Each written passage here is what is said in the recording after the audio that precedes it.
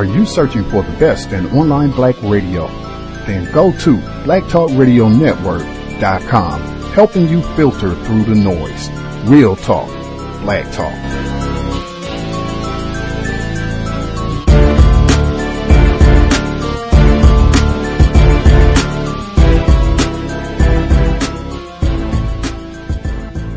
The internet is full of half-truths and all-out lies. We've all seen them, and many people on social media complaining about it. Here's your chance to show and prove. WorldAfropedia.com is a black-owned and operated encyclopedia. There are several thousand articles, but we need help. We can't uncover all the truth ourselves. So please, join us and become a writer, editor, or blogger for WorldAfropedia.com today. Every little bit counts. We owe it to the future generations to put the truth out there.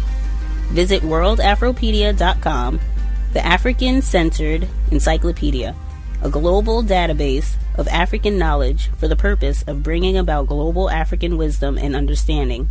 WorldAfropedia.com.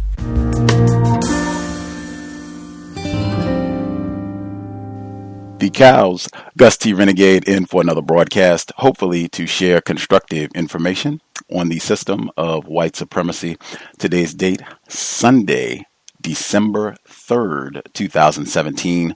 So I have been told we should be here on Tuesday, December 5th, next broadcast, the AFIA Center. You can look online at their website, the AFIA Center.org. They have great resources, nonprofit organization, great resources specifically targeting black mothers who are in pregnancy, expecting black mothers, again addressing the high maternal mortality rates and offering resources so that they can be healthy all the way through the birthing process and then rear healthy children. That'll be this coming Tuesday, normal broadcast time, 8 p.m. Eastern, 5 p.m. Pacific. Looking forward to that. I know we had questions. I know we have a lot of parents out there and maybe even some parents soon to be. So that'll be Tuesday. Looking forward to the broadcast. Folks, make suggestions for guests, people that we can have on the broadcast. Try to accommodate as best I can. One of our listeners recommended our guest for the broadcast today. Now, they recommended one of his earlier books, prolific writer, the book that they wanted to talk about, The Politics of Heroin, CIA Complicity in the Global Drug Trade. Outstanding text. I think even the CIA worked to suppress publication of the text, which we might see if we can get a quick footnote.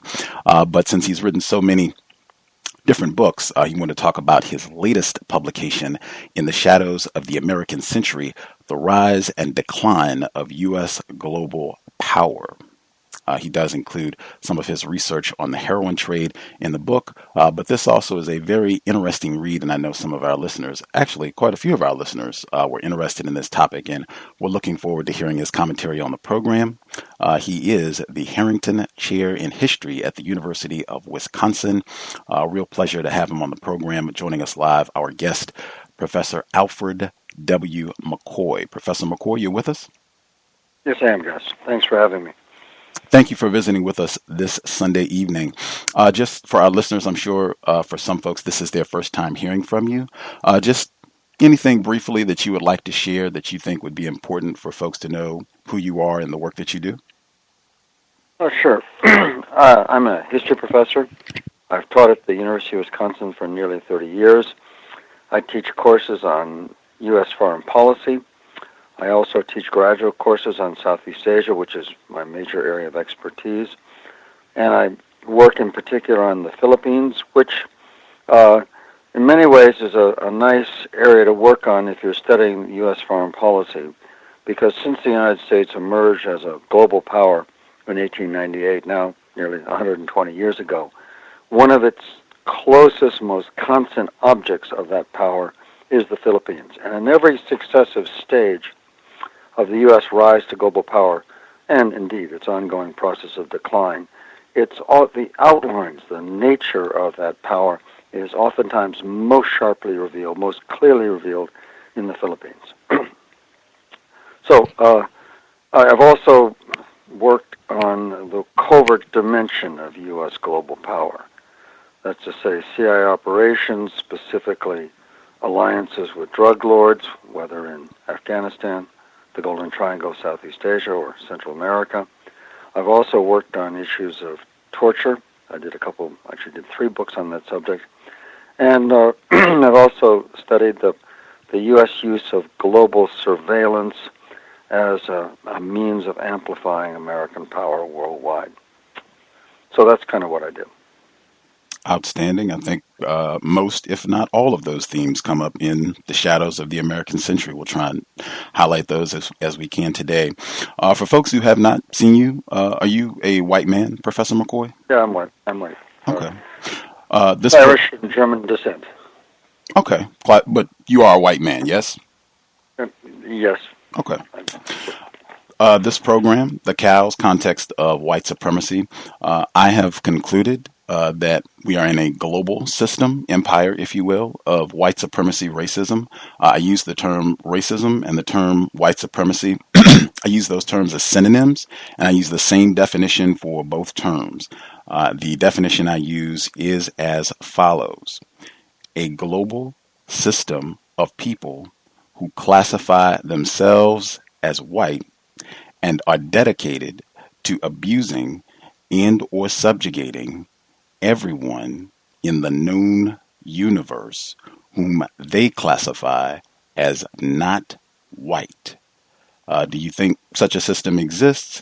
Do you think that definition is accurate? It depends on what you're talking about. If you're talking about the situation in the United States, there's clearly elements of it that are powerfully accurate. On a global scale, the Harvard historian Niall Ferguson counted something like 70 empires in world history. Only a few of those have been predominantly white.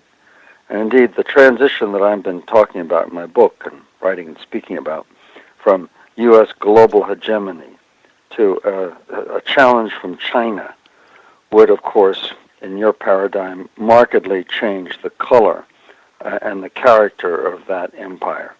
So, empire is a system of asymmetric power, of dominion and exploitation that doesn't require race to operate. In the modern world, sure, particularly after 1885, when the Europeans carved up Africa, and even before that, during the transatlantic slave trade, yes, race was very much a part of empire, indeed. Well, hang on a second, Professor McCoy. One of the things that I have noted frequently in discussions on racism, particularly when I've been talking to white people, a lot of times I'll ask a question and they will kind of veer away from the question, or it'll sound like they're speaking to it, but they're not really answering it. If you could, just because I'm not really sure I got an answer to my question yet, and it sounds like you're kind of veering away even from what I asked. My question specifically, do you think global system of white supremacy racism, the definition that I outlined, do you think that definition is accurate? Do you think that such a system exists?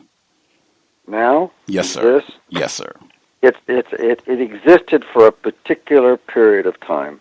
In the history of empires, which stretch back 3,000 years, there's a period of maybe 2 centuries in which the dominant empires were white European, dominant over people in Africa and Asia. That's a system that's disappearing with the rise of China. So it's an accurate description for a particular period in the history of empires, but 200 years in 3,000 years of history means it's somewhat exceptional. Okay. Even with that, I'm still not sure that I got an answer to the question. And I mean, that's just one thing that I really point out. That's super important. If you don't agree, if you don't think the definition is accurate, that's fine. But it doesn't seem that I'm getting a clear, yes, you think such a system exists, or no, you don't think it exists, or do you think the definition is accurate? Is that possible to just get yes, that your definition is accurate, or no, it's not? And then you can add whatever caveats if you feel the need necessary, if you want to explain your answer. No, it's not accurate now, but okay. during the period of what we call high imperialism, from the 1850s to the 1950s, it was a powerfully accurate. Yes, it was very accurate, but that's just one moment in the history of empires that came and has faded, and with the rise of China, will be fading even faster. Okay. Grand. Moving forward, it would be great. It's so much more efficient because you just said no. You don't think it exists right now. If we could just get that at the beginning, it would save so much time. If you don't agree, if we have a difference of opinion, that's fine. We're also trying to sit at the grown-up table here. We just had Thanksgiving. They said if you don't agree, that's fine. Just give us the answer, and you can add your explanation. No problem. Moving forward with actually, before I even get to In the Shadows of the American Century, if you will grant me one favor, your earlier work on CIA complicity with the heroin trade, it's accurate the CIA attempted to suppress publication of that text? Oh, yeah. The number 2 man in the CIA covert operations, a man named Cord Meyer Jr., walked into the offices of my publisher, HarperCollins, then known as Harper and Row, and spoke with the president emeritus of the corporation, an old family friend. They were both on the social register of New York's finest families, the aristocratic New York 400, and Mr. Cord Meyer Jr. denounced my book as a threat to national security and asked if HarperCollins couldn't simply suppress the book in order to stop the damage to national security. And fortunately, I knew Seymour Hersh, a very famous investigative reporter who was then working for the New York Times. And so, although the publisher gave me no choice, they turned the manuscript over to the CIA, I was able to call Seymour Hersh, and the same day a courier arrived from the CIA to pick up a copy of the manuscript. Hersh rolled into the offices of the publisher and began interviewing people, and put the CIA's attempt to suppress the book on page 1 of the New York Times. And the media counterattack basically blocked the agency from quietly suppressing the book. But their harassment didn't stop there. They still kept coming after me. Wow. And what sort of things did you experience, this harassment? Let's see. FBI tapped my phone.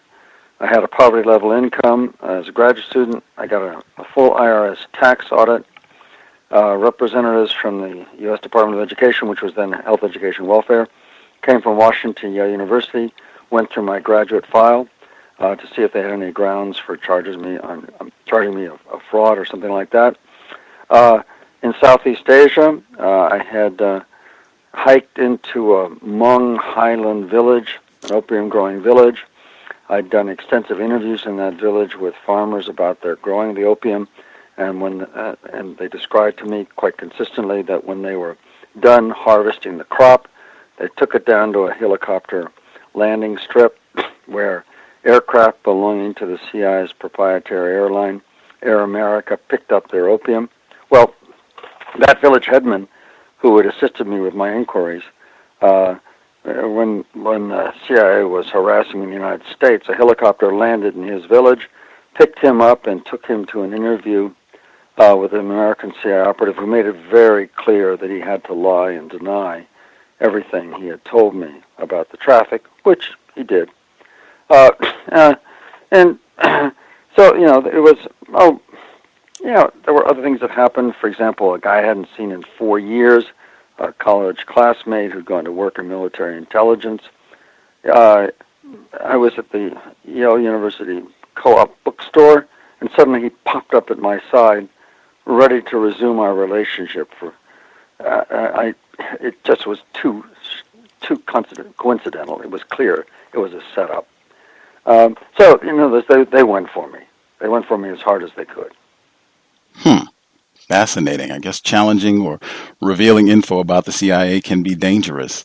I guess to kind of transition. What was interesting about it was the one thing I hadn't realized. Okay, mind you, we all have simple lives and not many points of pressure. But this was during the Cold War in a nominally free society. A U.S. intelligence agency who's charged exclusively with operating outside the borders of the United States. Okay, they're not internal security. That's the FBI.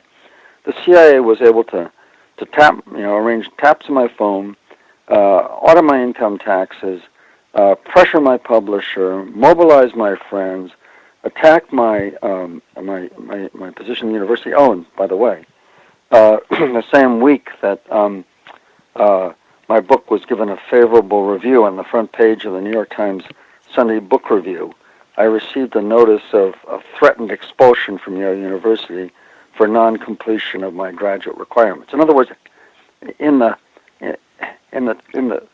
thin tapestry of the life of a graduate student, the CIA was able to tug at every single thread as effectively as the secret police in any authoritarian state. Their penetration of American society during that period was extraordinary. Right on. Just make sure I remind our listeners, the Harrington Chair in History at the University of Washington. You have managed to do all right, Professor McCoy. Wisconsin, Gus. Oh, did I say Wisconsin or Washington? You said Washington. Sorry, that's where I am, Washington State. I know. The Wisconsin. UW versus, we say UW, you guys say UW. Yes, I know. Right on. University of Wisconsin. To transition, I wanted to get to In the Shadows of American Century, and related, you talk about the heroin trade in Southeast Asia, and even at the beginning of the broadcast today, you said that you can see the contours of American empire, I think most acutely, looking at the relationship with Southeast Asia. I guess, could you give more example, or could you explain a bit? Well, sure. If we take the heroin trade, which you mentioned,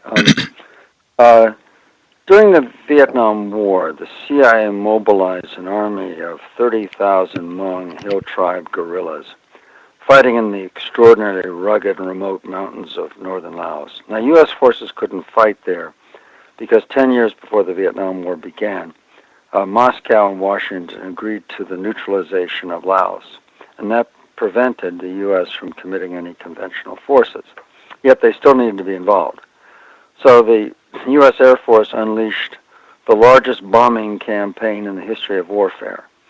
They dropped 2,100,000 tons of bombs on tiny, landlocked Laos.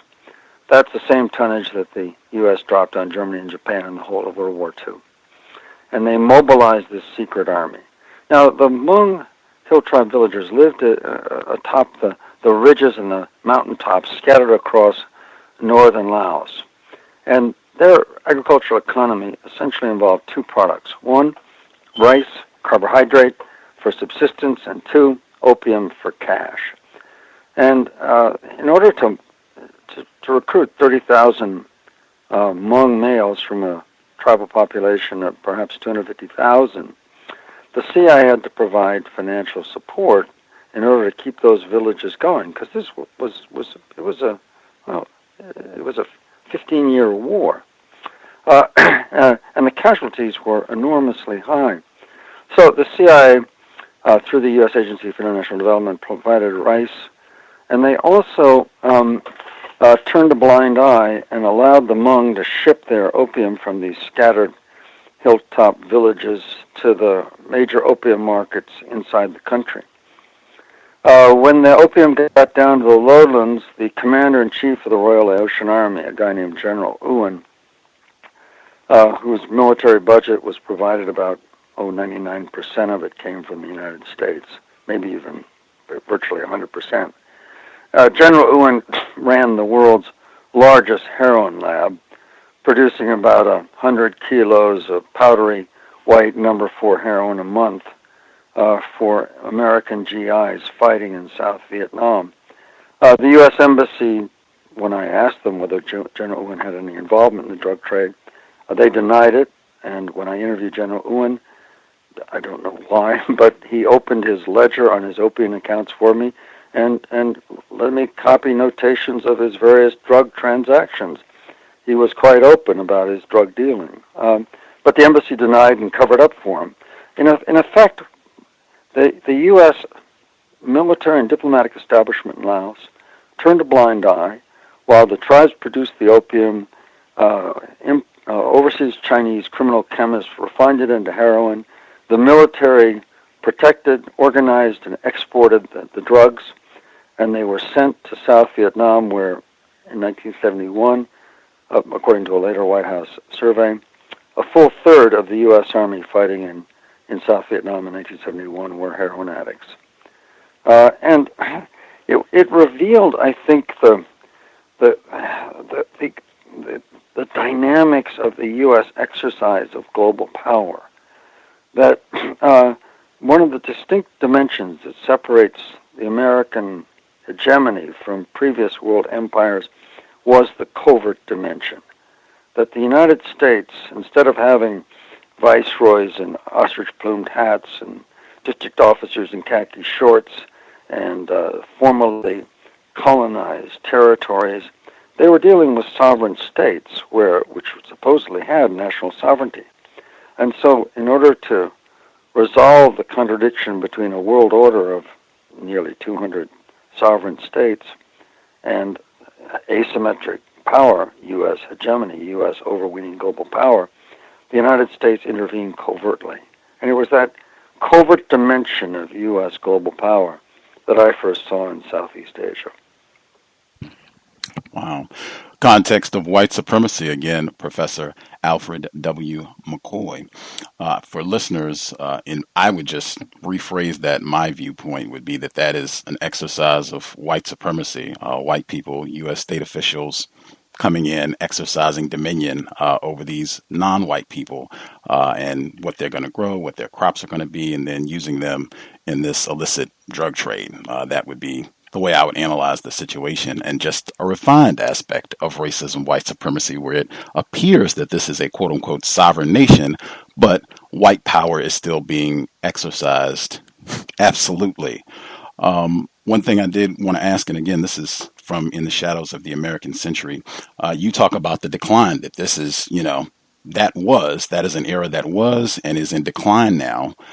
You talk about that decline saying that it's being challenged by what you term the Eurasian landmass, and that in conjunction with Africa merging into this world island that's going to challenge or replace what we've been talking about, what you're calling the U.S. empire.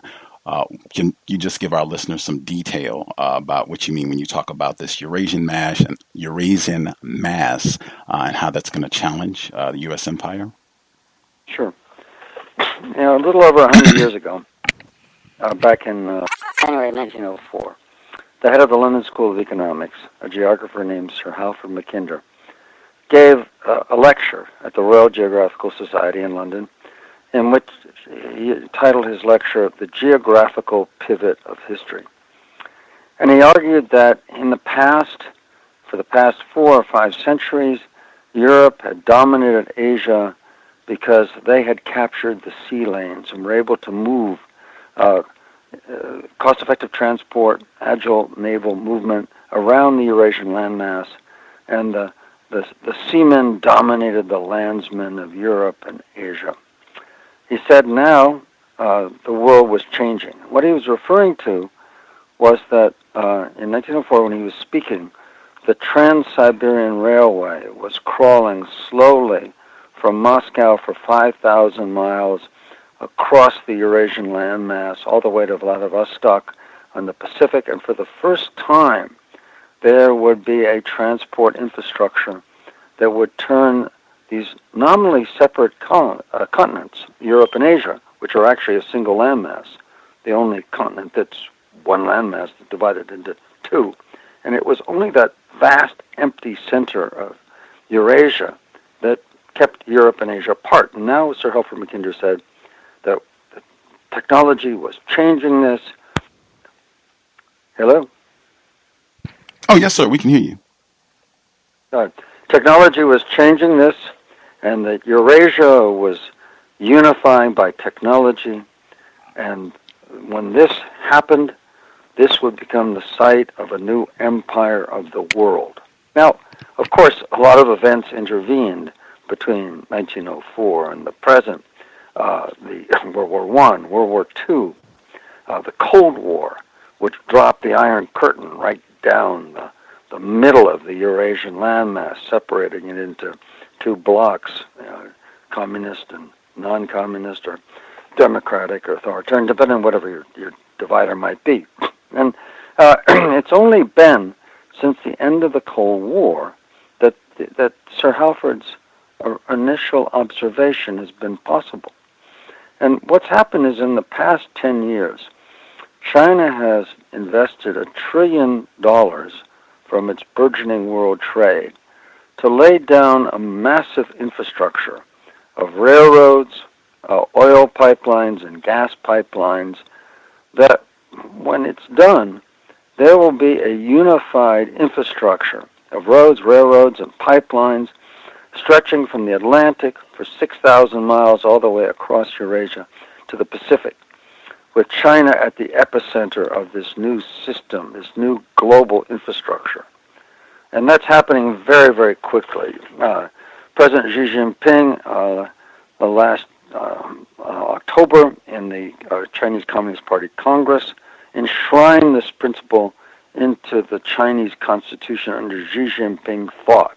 And this, what they call the One Belt, One Road strategy, is now China's official state policy. The other thing that China's done is that China's begun to challenge quite directly U.S. dominion over the world island. About 10 years ago, another British academic, an Oxford professor named John Darwin, did a survey called After Tamerlane of 1,000 years of the struggle of empires on the Eurasian landmass. And Professor Darwin said in his study that the United States achieved extraordinary power after World War II, becoming the most powerful empire in history because it was the first power in the history of the world to control the axial ends of the Eurasian landmass. And what, Professor Darwin didn't elaborate, but what he meant when you think about those potent words was that after World War II, the United States set up the NATO alliance in Western Europe. That's one axial end of the Eurasian landmass. And then on the other side of that landmass, it signed 4 mutual defense treaties with Japan, South Korea, the Philippines, and Australia. And then throughout the Cold War, the United States laid down, you might call circles of steel, bands of steel, between these two axial ends, arraying a massive military armada to dominate the Eurasian landmass. That included, first of all, mutual defense treaties, NATO and the like. Second of all, hundreds of military bases, 1,000 fighter aircraft, 1,000 ballistic missiles, and then 3 massive Navy fleets. The 6th Fleet in the Mediterranean, the 5th Fleet in the Persian Gulf, and the 7th Fleet in the Indian Ocean and in the Pacific Ocean. And now China is, first of all, laying down an infrastructure that in a certain sense renders the U.S. system redundant, but moreover, China is developing the strategic capability of slicing through those arcs of steel that the United States has maintained around the world island since the end of World War II. China is building 7 military bases in the South China Sea, and it's laying down a $46 billion transportation corridor from Western China through Pakistan down to the Arabian Sea. And China has invested $200 billion in transforming a sleepy fishing village on the Arabian Sea inside Pakistan, a place called Gwadar, into a very modern port. Also, China just last year rented a naval facility in Djibouti. So China now has 2 naval bases on the Arabian Sea, just hours away from the mouth of the Persian Gulf. So China is, by virtue of this 2-part strategy, one, laying down this $1 trillion infrastructure across the Eurasian landmass, and second, massive military buildup with bases challenging and slicing through those arcs of steel that Washington has maintained around the Eurasian continent. China is systematically challenging U.S. global power. In your book, one of the ways that you write about China also challenging U.S. empire is massive investment in supercomputers to rival, if not surpass, what the United States has. I wanted you to talk about, and going back to your earlier premise that you can look at the rise and fall of U.S. power, you can look at it most acutely and how it is demonstrated in Southeast Asia. You talk about the critical importance of having surveillance if you're going to maintain a system of domination, an empire. And you talk about how United States, the history of United States, or the development of the United States surveillance apparatus, that you can look at their practices in colonizing the Philippines. I guess, could you explain some of that for our listeners? Sure. You've got a two-part question. The first part is China's rising technological edge, and second of all, the U.S. reliance upon technology, particularly surveillance technology, as a part of its global apparatus. So let me see if I can tie those two things together. First of all, let's sort of start at the beginning with the U.S. use of technology. The United States, during its pacification of the Philippines after 1898, faced, first of all, a conventional Philippine Revolutionary Army, which it fought in main force battles and very quickly smashed. The Filipinos retreated into guerrilla warfare, at which they were quite effective.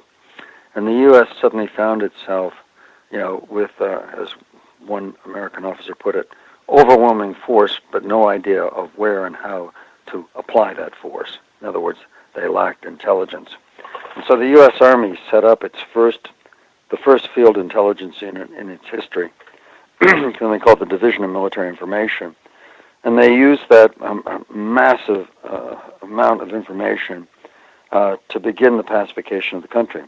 One of the things they did was they decided that they would build an index of every politically active Filipino, height, weight, physical appearance, personal connections, wealth, landholding, systematic sort of surveillance index.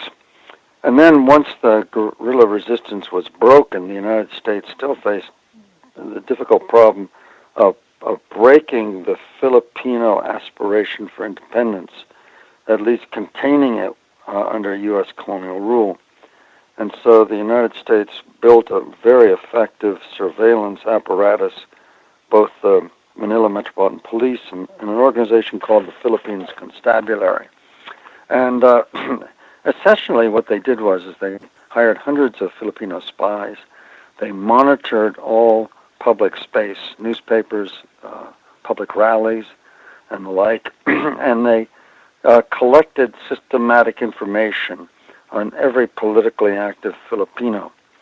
And they developed basically through this surveillance incriminating information, which is always about two things, sex and money. And those Filipinos who cooperated with the United States found that the information was suppressed.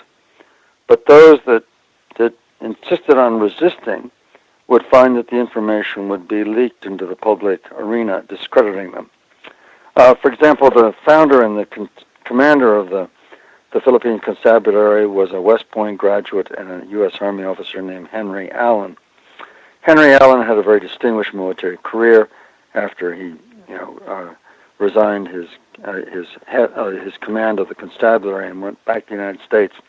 He became a division commander during World War I. He was the chief of the U.S. occupation of the Rhineland after the end of World War I, and when he retired to the United States near Washington, D.C., he was briefly considered for the 1928 Democratic Party vice presidential nomination. In short, a very prominent individual.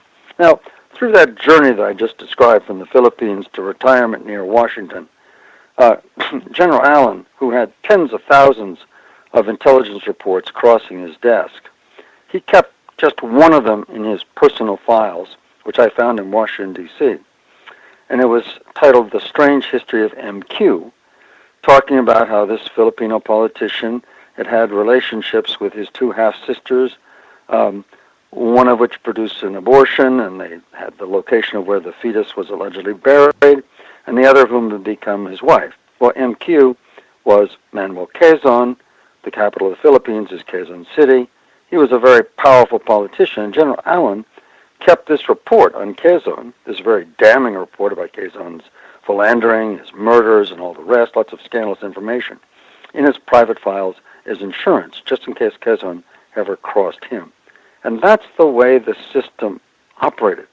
Now, the man who was head of the Division of Military Information in the Philippines was a medical doctor named Ralph Van Diemen. He headed that organization there. As I said, this was the first experience of the U.S. Army in intelligence. And when World War I broke out, the U.S. Army was the only army on either side of the battle lines in Europe that didn't have an intelligence service. And so Ralph Van Diemen, drawing upon his Filipino colonial experience, became founder of the Military Information Division. He's known now as the father of U.S. military intelligence. And he imported all of those surveillance techniques from the colonial Philippines into the United States. And he worked in collaboration with the FBI in mounting a massive operation of surveillance during World War I. The Division of Military Information and the FBI had about 350,000 badge-carrying civilian vigilantes spying on their fellow Americans during World War I. And then when the war was over, the FBI took over that operation, and there's a clear continuity in FBI surveillance operations running from the Philippines through World War I right up to the present.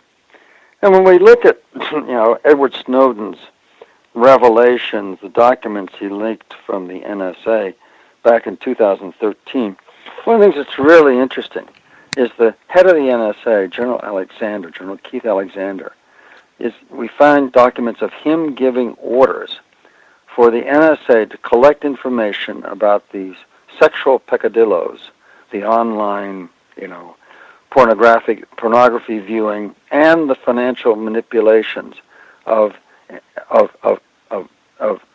suspected Islamic radicals wanting to use the same thing, sex and money, to discredit them and destroy their reputations.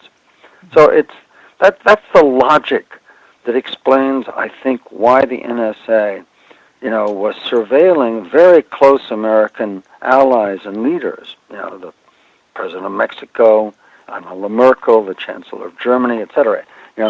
Basically, collecting incriminating information to encourage compliance with U.S. requisites for the exercise of global power. Now, China's challenge. China is mounting a across-the-board challenge to U.S. global power.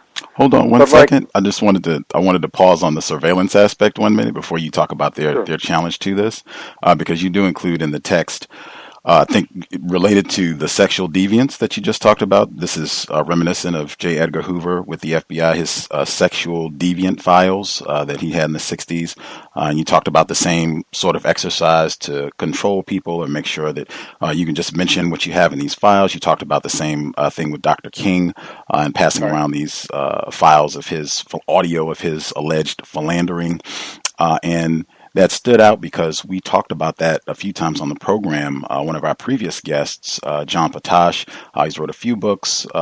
In fact, his book, Drugs as a Weapon Against Us, a lot of similarities to your work on the heroin trade.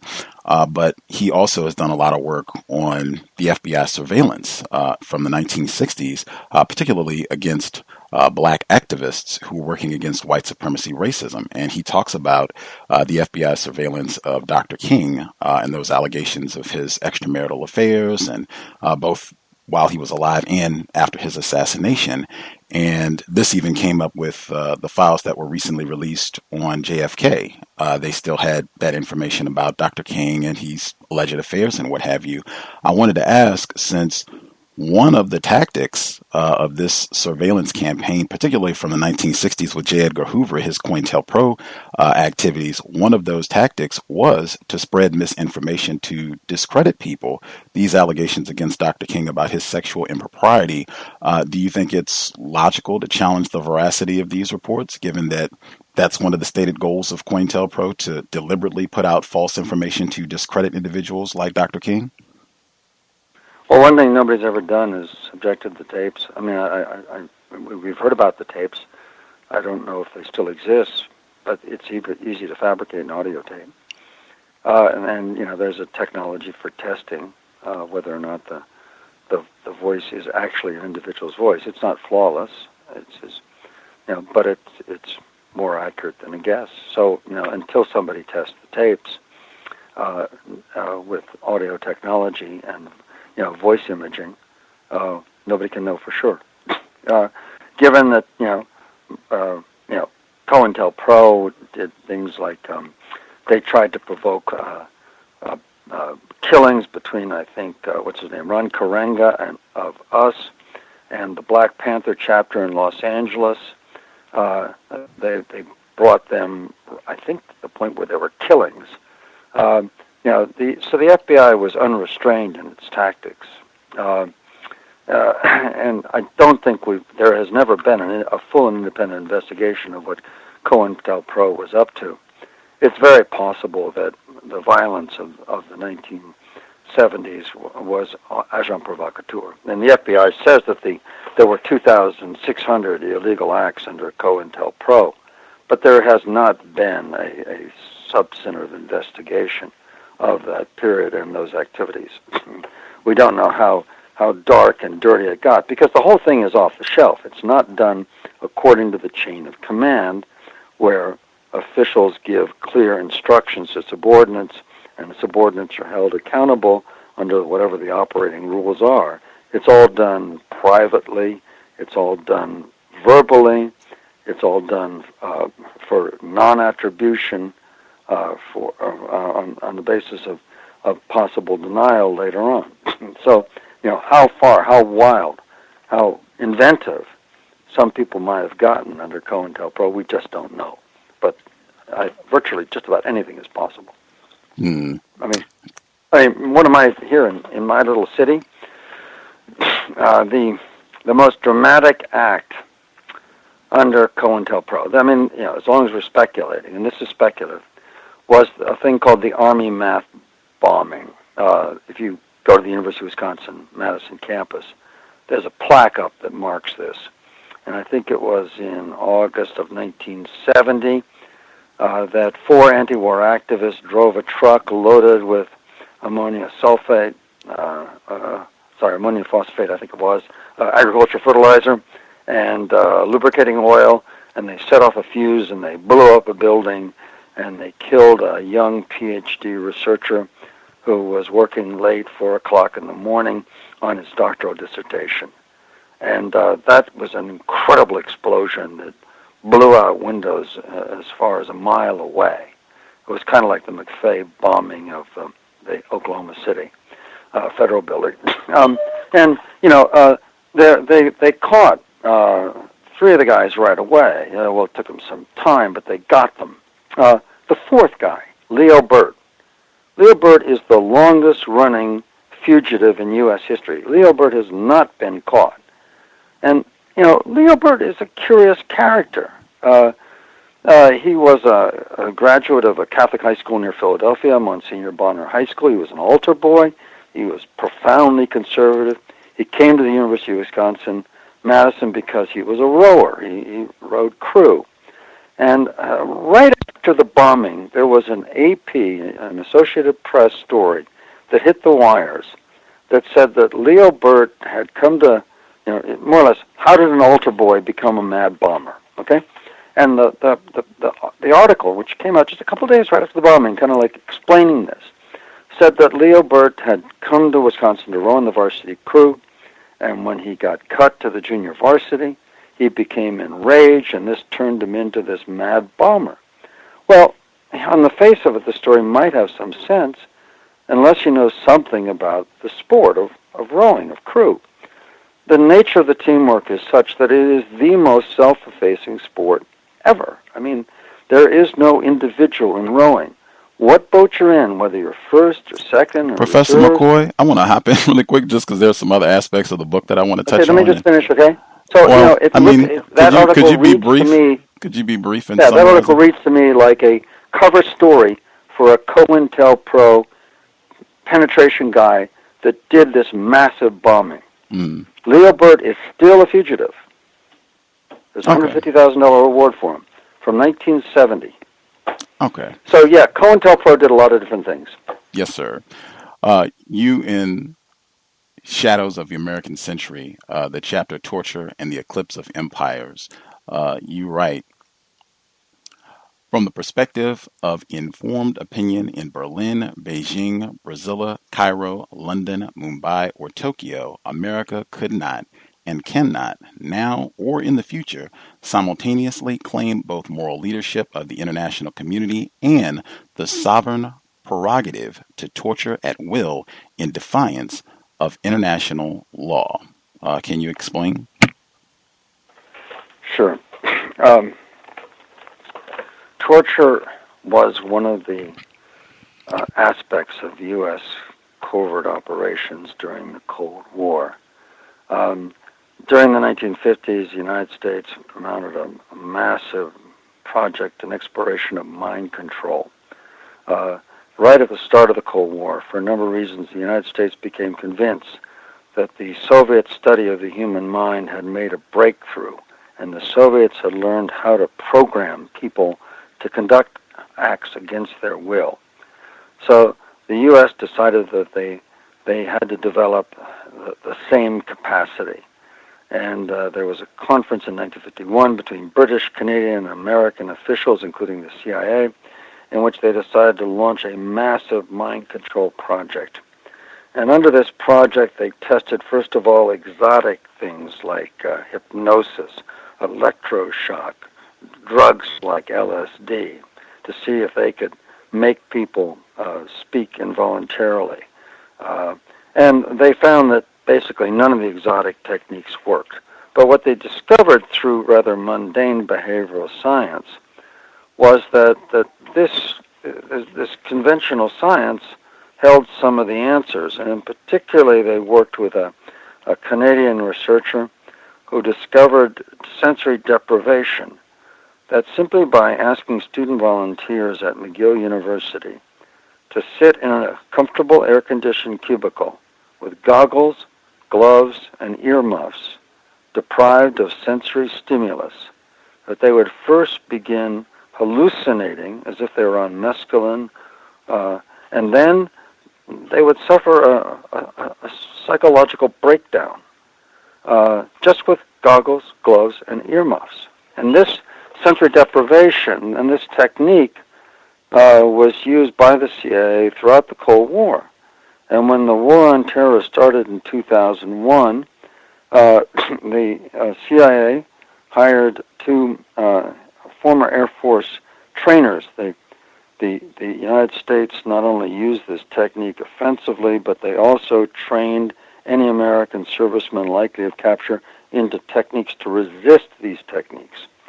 And obviously, pilots were some of the most likely to be shot down and captured. Therefore, the Air Force had sort of anti-interrogation training. And they hired two psychologists who worked for the U.S. Air Force to retrofit these techniques and, again, apply them. And so you'll notice that when you look at the photographs of the first detainees that arrive at Guantanamo in 2001 and 2002, actually early 2002, they're outside kneeling for prayer, for Islamic prayer, and they're wearing goggles, gloves, and earmuffs, just like those used in the experiments back at McGill University in 1954. Now, these techniques were not always so benign. During the Vietnam War, for example, the CIA applied mass interrogation and torture to the task of breaking the Viet Cong infrastructure, the underground government of concealed operatives for the communist infrastructure in South Vietnam. And they tortured countless tens of thousands of people, and they killed 41,000 suspected Viet Cong through this project, Operation Phoenix. They applied it, the same techniques in Central America during the 1970s and 1980s in various pacification operations there. And you know, at the end of the Cold War, there were revelations about both the torture in Vietnam and the torture training in Latin America. This led to the abolition of one of the USAID programs, a police training program.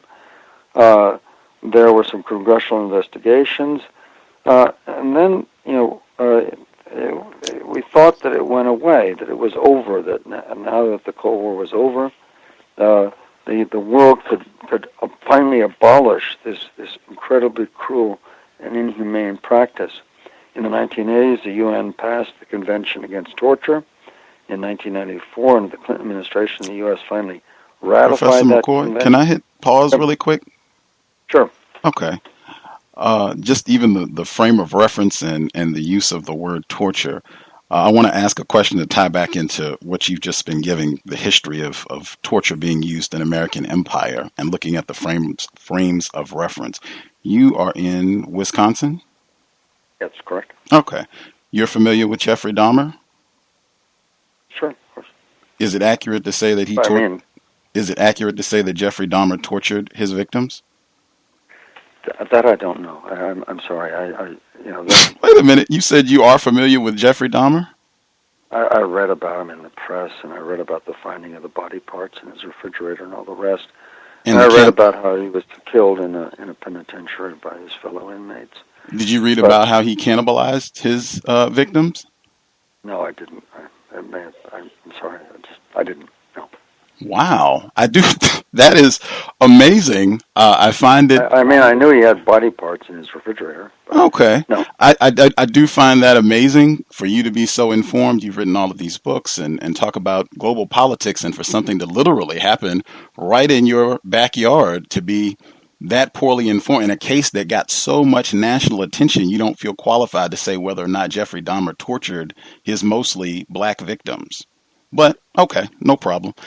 Are you familiar with John Burge? I'm sorry, with who? John Burge, B-U-R-G-E.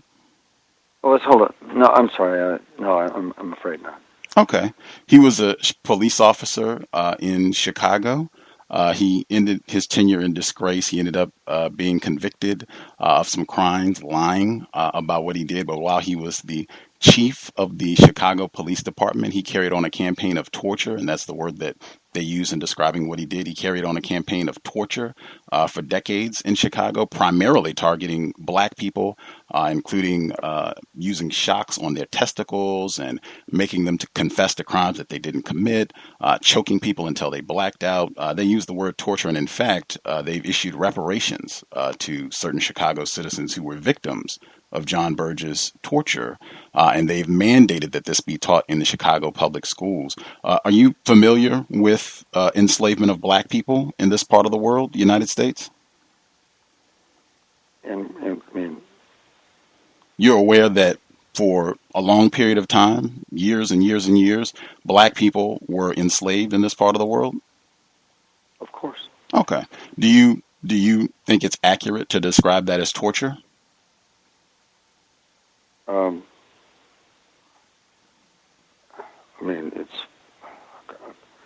Torture was part of the system.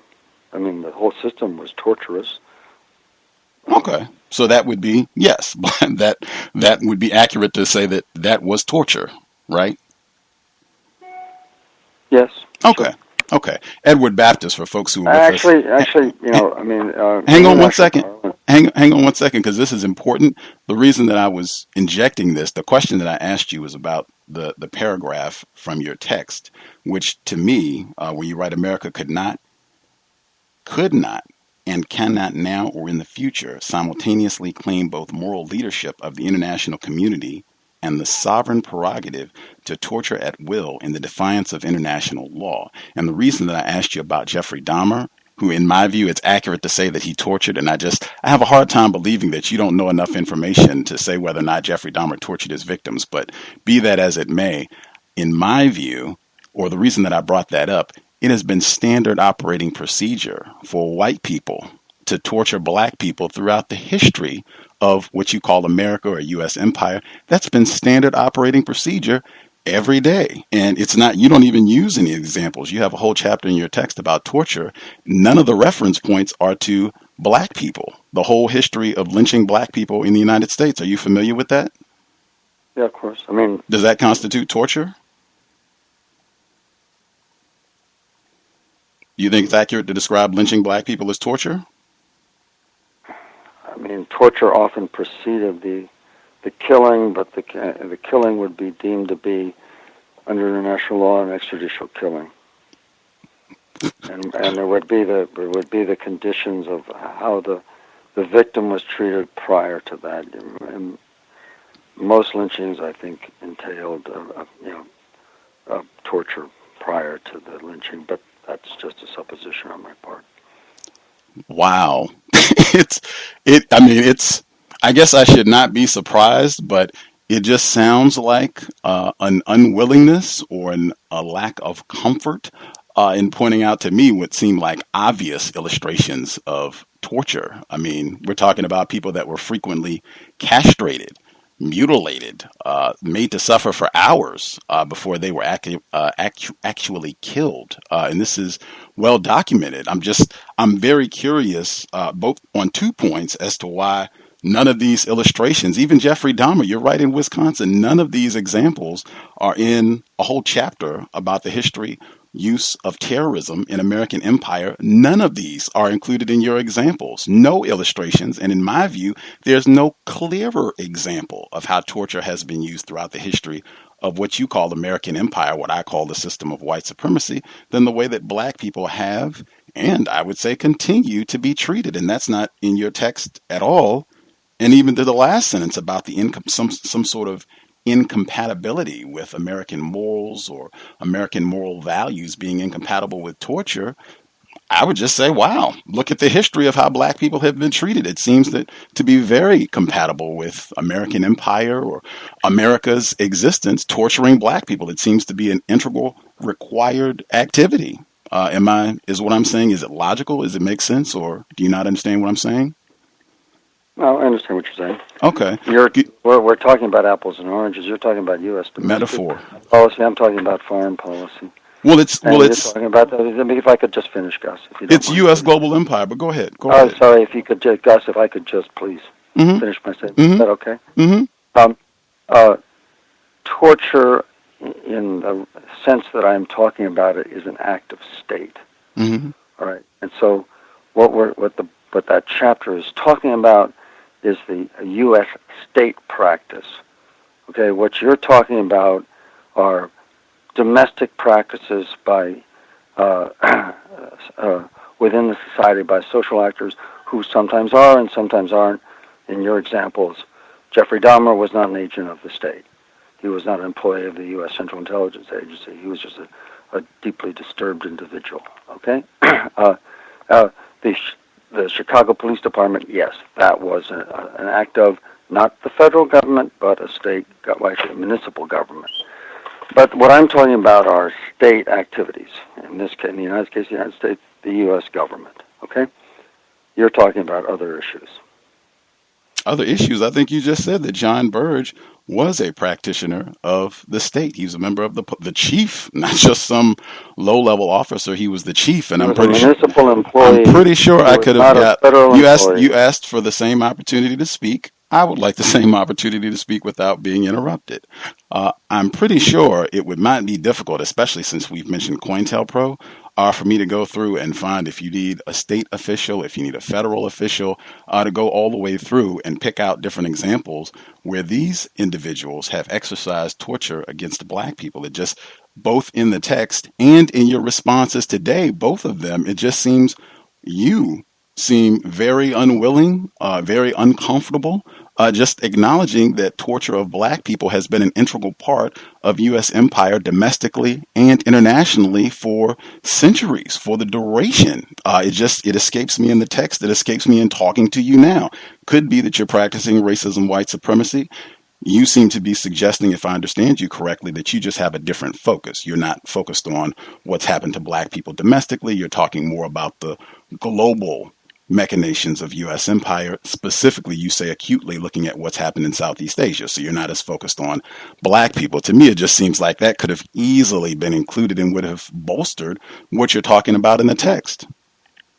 Jeffrey Dahmer wouldn't have bolstered what I was talking about in the text. It doesn't have to be Jeffrey Dahmer. As I said, there are tons of illustrations. I just happen to pick him out because he's right there where you are. But my book does reference the Chicago police thing. Okay, no worries. Moving forward, you also talked about, make sure I get my on 233.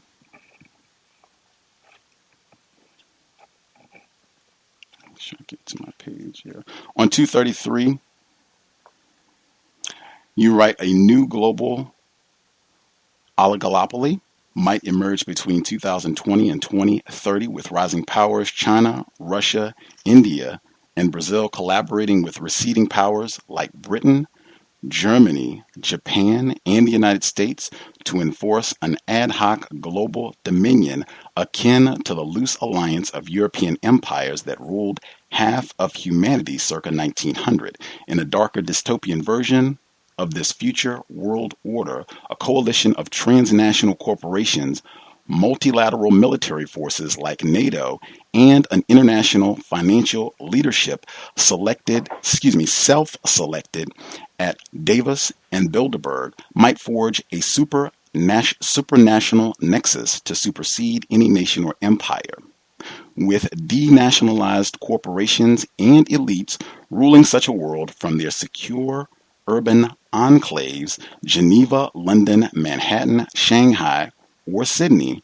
The multitudes would be relegated to urban and rural wastelands. By 2030, there will be 662 cities worldwide with populations of over 1 million, including 41 megacities with more than 10 million inhabitants. By then, half of humanity will want for adequate water supplies, and over a third of the Earth's farmland will suffer degraded soils, threatening food security for many of the world's poor.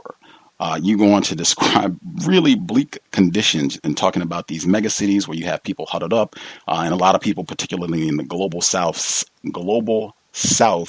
suffering. To me, it sounded like a lot of non-white people might be suffering, but I mean, it sounds like very bad times if there is a decline in U.S. empire, even bad times globally. Can you give some more detail? Well, first of all, I'm talking about the future, and it's all hypothetical.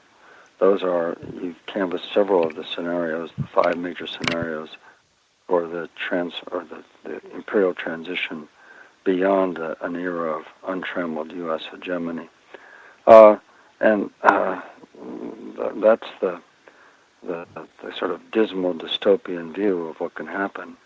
Right now, if you project climate change forward, the desertification, aridification, much of the Middle East, Sub-Saharan Africa, maybe parts of the American Southwest, portions of Mexico, other areas of the globe, much of Australia, would become non-habitable, temperatures beyond which most human beings can stand to work for much of the year. And, the implications of that are profound. The disruptions that would set off in the international order, not to mention the untold mass suffering of inadequate water and food. But I think one of the things we're likely to see are mass migrations. We saw, as a result of the Syrian war, the migration of 1 million people from Syria into Europe. And, for the past 2 years, we've been observing the political backlash, the rise of the right, much of it expressly fascist, in Europe in reaction to that migration from the Middle East. And so if you multiply that times, let's say, 200, within 30 or 40 years, there could be 200 million people on the march around the globe, fleeing these horrific conditions. It boggles the mind. I mean, to think about what could happen. Would the more well-watered, prosperous areas of the globe take in millions upon millions of people that were necessarily fleeing unsustainable ecosystems? I don't know. I don't think they will. I don't think they would. And then how do they keep them out? And what are the implications for the world in which we live? It's daunting. Nobody is speculating about this. Nobody's thinking about this. But it's a likely consequence if you put the global warming and the climate change, you go forward to certainly by 2040 there'll be signs of this. By the end of this century, it'll be very well advanced. Do you think with these mass migrations, do you think, just asking the question I think is important, because what I've seen thus far with these massive migrations, like what you're talking about with Syria and folks coming from different parts of the continent and the Caribbean due to climate change and these storms, you talk about that as well, having more of these major storms that can, disrupt entire nations and their ability to respond. Do you think it's going to be a lot of non-white people that are asking, for help and looking to migrate, and white people still being in positions to make decisions about whether or not they will be allowed sanctuary status? Well, in the movement from Central America and the Caribbean to the United States, yes, that's going to be a racial dimension there. We've already seen, as a result of the recent hurricane in Puerto Rico, that there's something like 250,000 Puerto Ricans have already moved to the United States, which they can do, of course, quite legally. And so they just hop on planes and move. There's 250,000 people. There could be 1 million, 2 million that will eventually move to the United States. As desertification continues, much of Mexico, I think, would be unsustainable. There would be pressure northward to the United States. Out of Caribbean islands, we've seen that from Haiti, but that's likely to continue. A logical place to move is to a more temperate climate with better water. And so that means moving, in this case, north and south. So, in Europe, we already have not just the migration from Syria, but much of that migration, that million, is from sub-Saharan Africa, people crossing Africa to Libya, Morocco, and trying to get into Europe either via Spain or Greece or Italy. And that's ongoing, and that's likely to become much, much worse as East Africa, Sudan, Somalia become unsustainable ecologically. But then what you've got areas, for example, as the seas rise, Bangladesh, which is enormously densely populated, will become basically unsustainable for human habitation. So you're going to have Bengalis moving either into Burma or India. There'll be areas in Southeast Asia, Manila, Jakarta, Saigon. These are mega cities that will be 20 million inhabitants each. They'll become probably uninhabitable as the sea rises. And so that's going to be people moving with Southeast Asians moving within the Southeast Asia region, upland, so that it's going to be, there is an ethnic dimension to it between Africa and Europe and between the Caribbean and the United States, but elsewhere in the world, no, it's just the movement of peoples.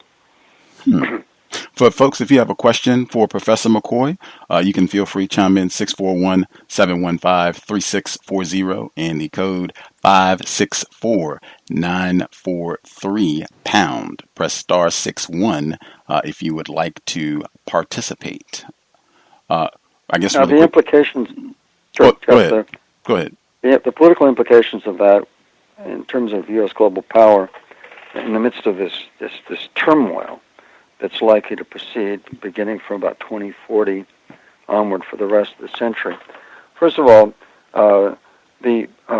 nobody in Washington so far added up the cost of storm damage. We've already seen very heavy storm damage costs that are coming through Congress, billions of dollars for the repair of Houston.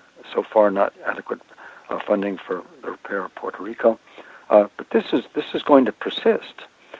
So the cost of cleanup, remediation, and then prevention, the building of massive sea gates at the mouths of Boston, New York, the Chesapeake Bay, every body of water that's protected is going to be billions of dollars. When the Southwest starts a process of desertification and there's out-migration and damage, relocation costs, this is going to strain the fiscal resources of the United States. And one of the things that I've said elsewhere is that empire is roughly about a 5% proposition. In other words, maintaining an empire for an ascendant power means the discretionary allocation of about 5% of gross domestic product to maintaining this very complex and very costly overseas apparatus. Well, when these domestic costs for remediation, resettlement, and prevention of climate change damage, when they began to strain the fiscal resources of the United States government, there'll come a point when we'll have to make a choice between our global military apparatus, which is central to U.S. global power, or dealing with the demands of the citizenry in the United States. And Britain faced the same choice back in the 1950s. They diverted funds away from the empire to social welfare costs. And so by the late 1950s, they simply couldn't maintain the costs of running their empire anymore. And that's, I think, climate change will be one of those forces, along with the aging of the U.S. population and the costs of sustaining a more graying population.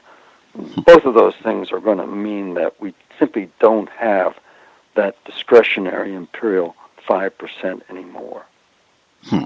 What role do you think, because there's been also a lot of talk about specifically with white people, fertility rates not being high enough.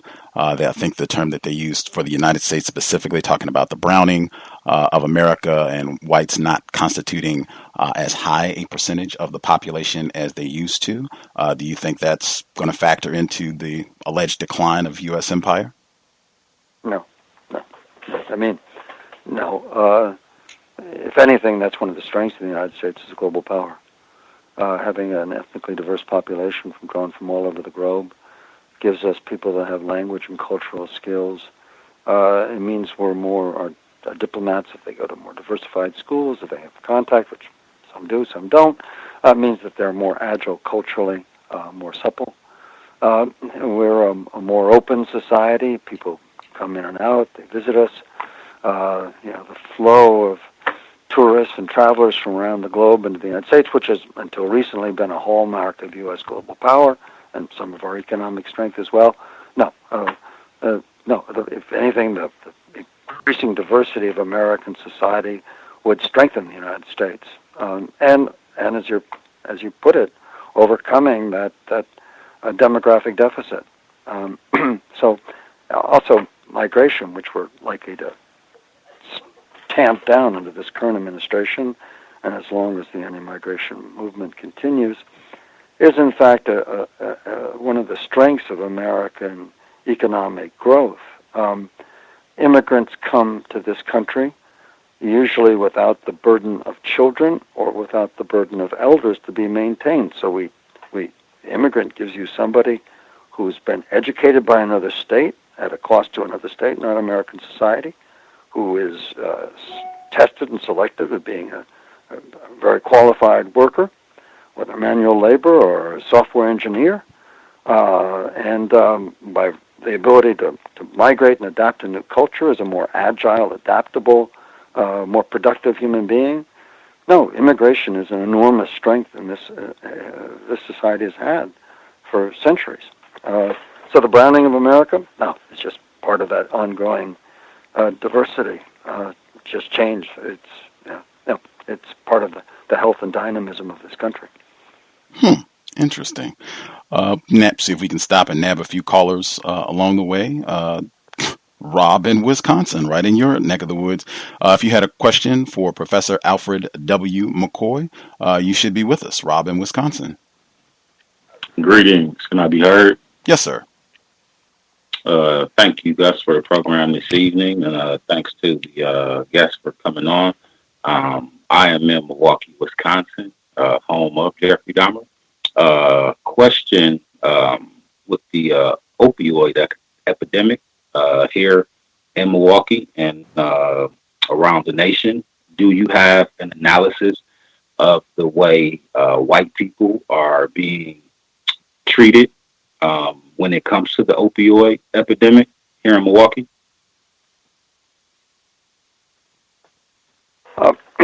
Not specifically Milwaukee, no, I'm sorry. I've been following the national debate on opioid abuse. one of the things that marks a difference in this round of America's century-long experiment in drug prohibition is that for the first time since really the 1920s and 1930s, at least a substantial share of the abuse of the problem is among whites rather than African Americans or Mexicans, and so this gives this particular epidemic, if you will, an extraordinary political power that it hasn't had in the past.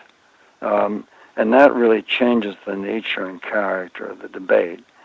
The subtext of racism and blame that appeared back in the 1960s and 70s when heroin began spreading, predominantly but not exclusively, among African Americans and in inner city neighborhoods, that is not present in this debate. That's not a hallmark of this debate. It's cutting right across the country, rural as well as urban. Arguably, if you read the anecdotal evidence, and I haven't seen any breakdown so far, it's as much, if not more, white than it is African American. And that changes the political character of the debate. Just a follow-up question.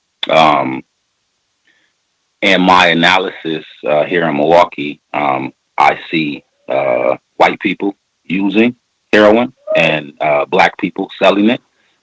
Do you have any analysis of why that is?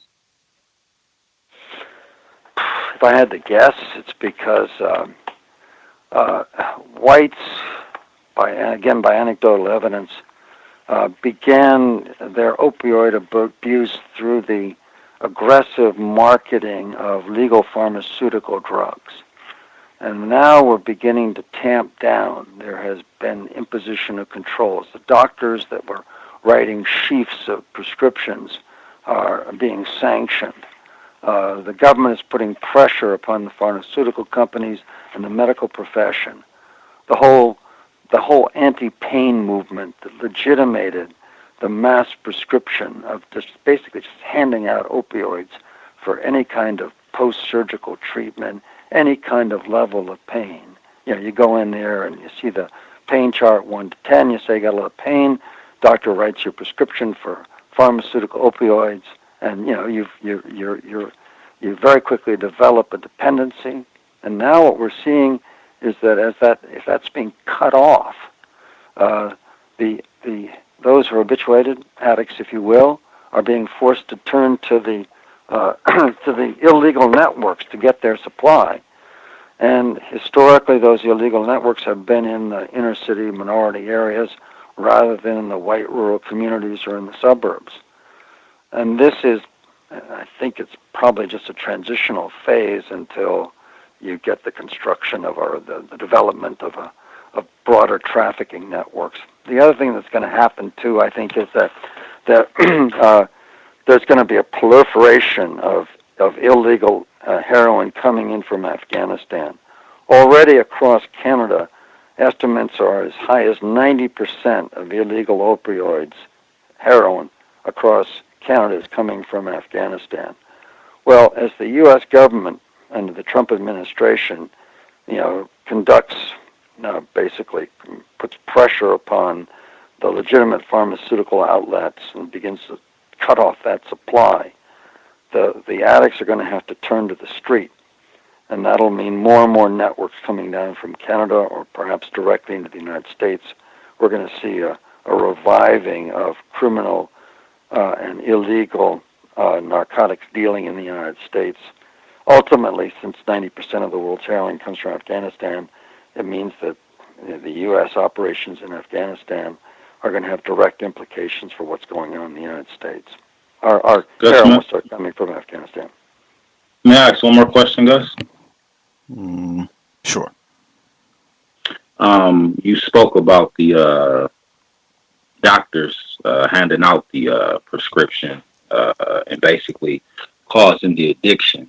Are you aware of the article that speaks of white people basically getting prescribed the drugs and black people not getting prescribed the drugs because black people are seen to not be in as much pain as white people? Are you aware of that article, sir? No, I'm not. It's not surprising. On the whole, access to medical practitioners is, according to socioeconomic background, and there'd be a disproportionate number of African Americans who wouldn't have regular access to medical practitioners, and it doesn't surprise me that phenomenon would be occurring. Thank you. Appreciate that, Rob. In Wisconsin, person who called in, I believe you're on the VOP line. If you dialed in on the VOP line and you had a question for Professor McCoy, you should be with us. Hello. Yes, ma'am. Hi, can you hear me clearly? I can hear you. Oh, okay. Hi. Thank you, Gus, and the guests. I wanted to ask Dr. McCoy, you mentioned that your focus is Southeast Asia. Correct.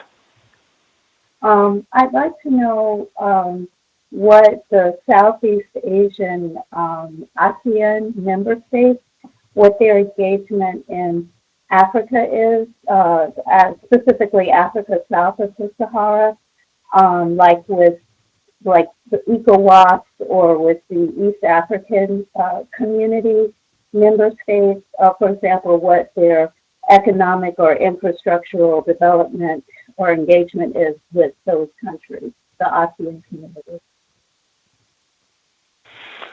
Yeah, so far, the major relationship between Southeast Asia and that part of the world, East Africa and the Middle East, is labor migration. And mainly, Indonesians working in the Middle East. I want specifically Africa, south of the Sahara. Thank you. No, sorry. There's not a great deal of contact.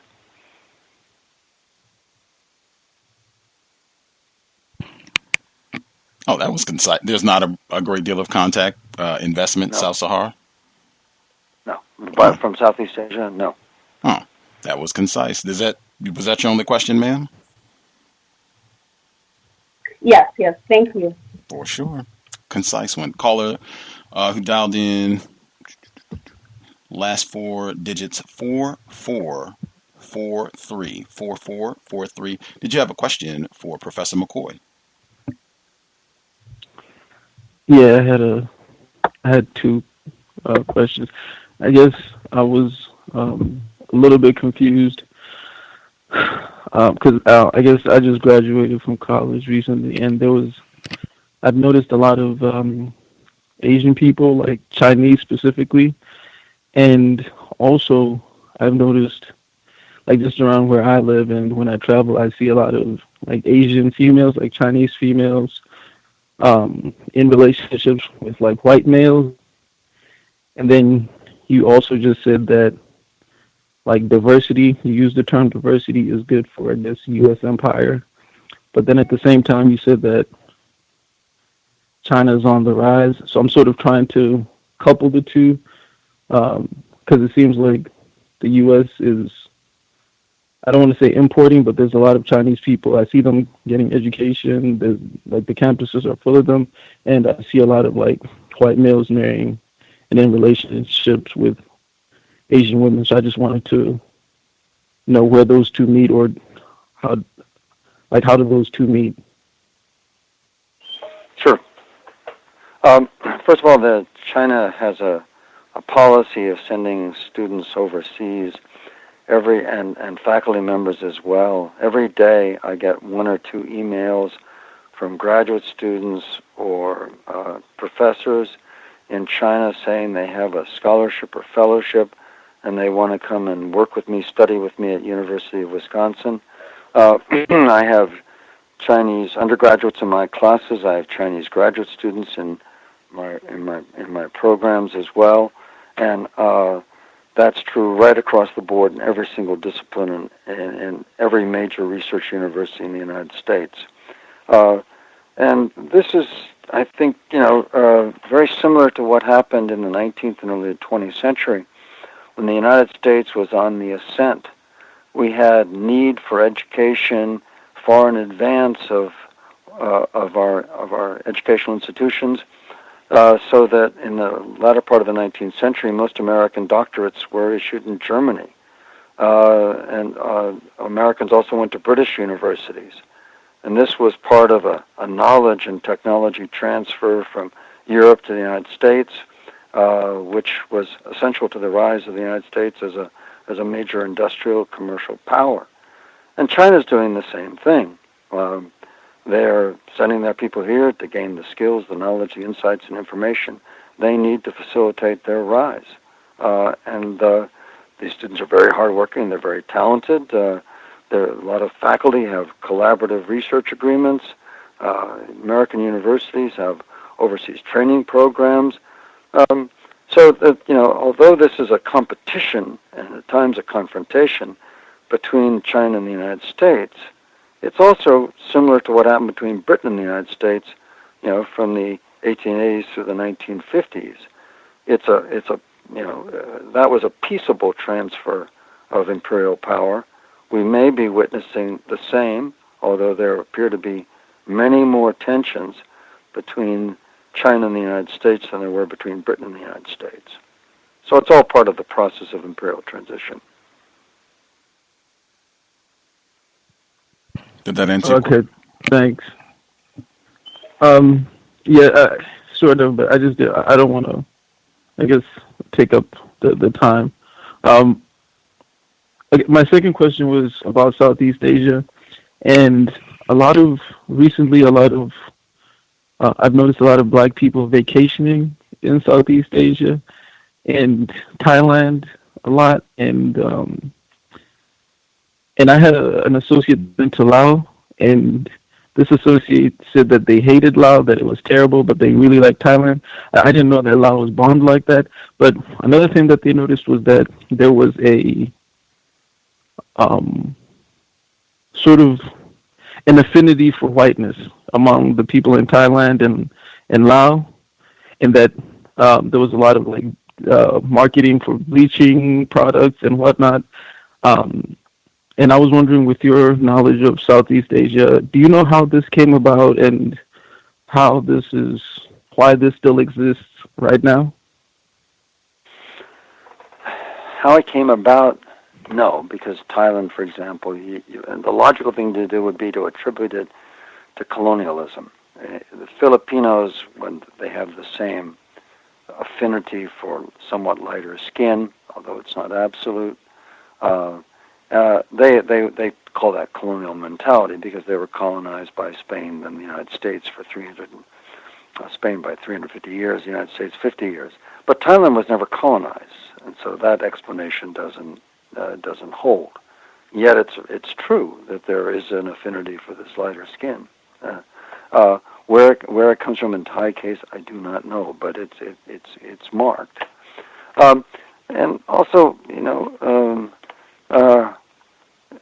sometimes African Americans find living and moving in Southeast Asia permanently, apart from vacation, to be somewhat difficult. I have a few African American friends in the Philippines, and they find it very, very difficult to deal with the society on the whole. They find that they confront racial prejudice on a daily basis, and so that color preference manifests itself evidently in daily interactions.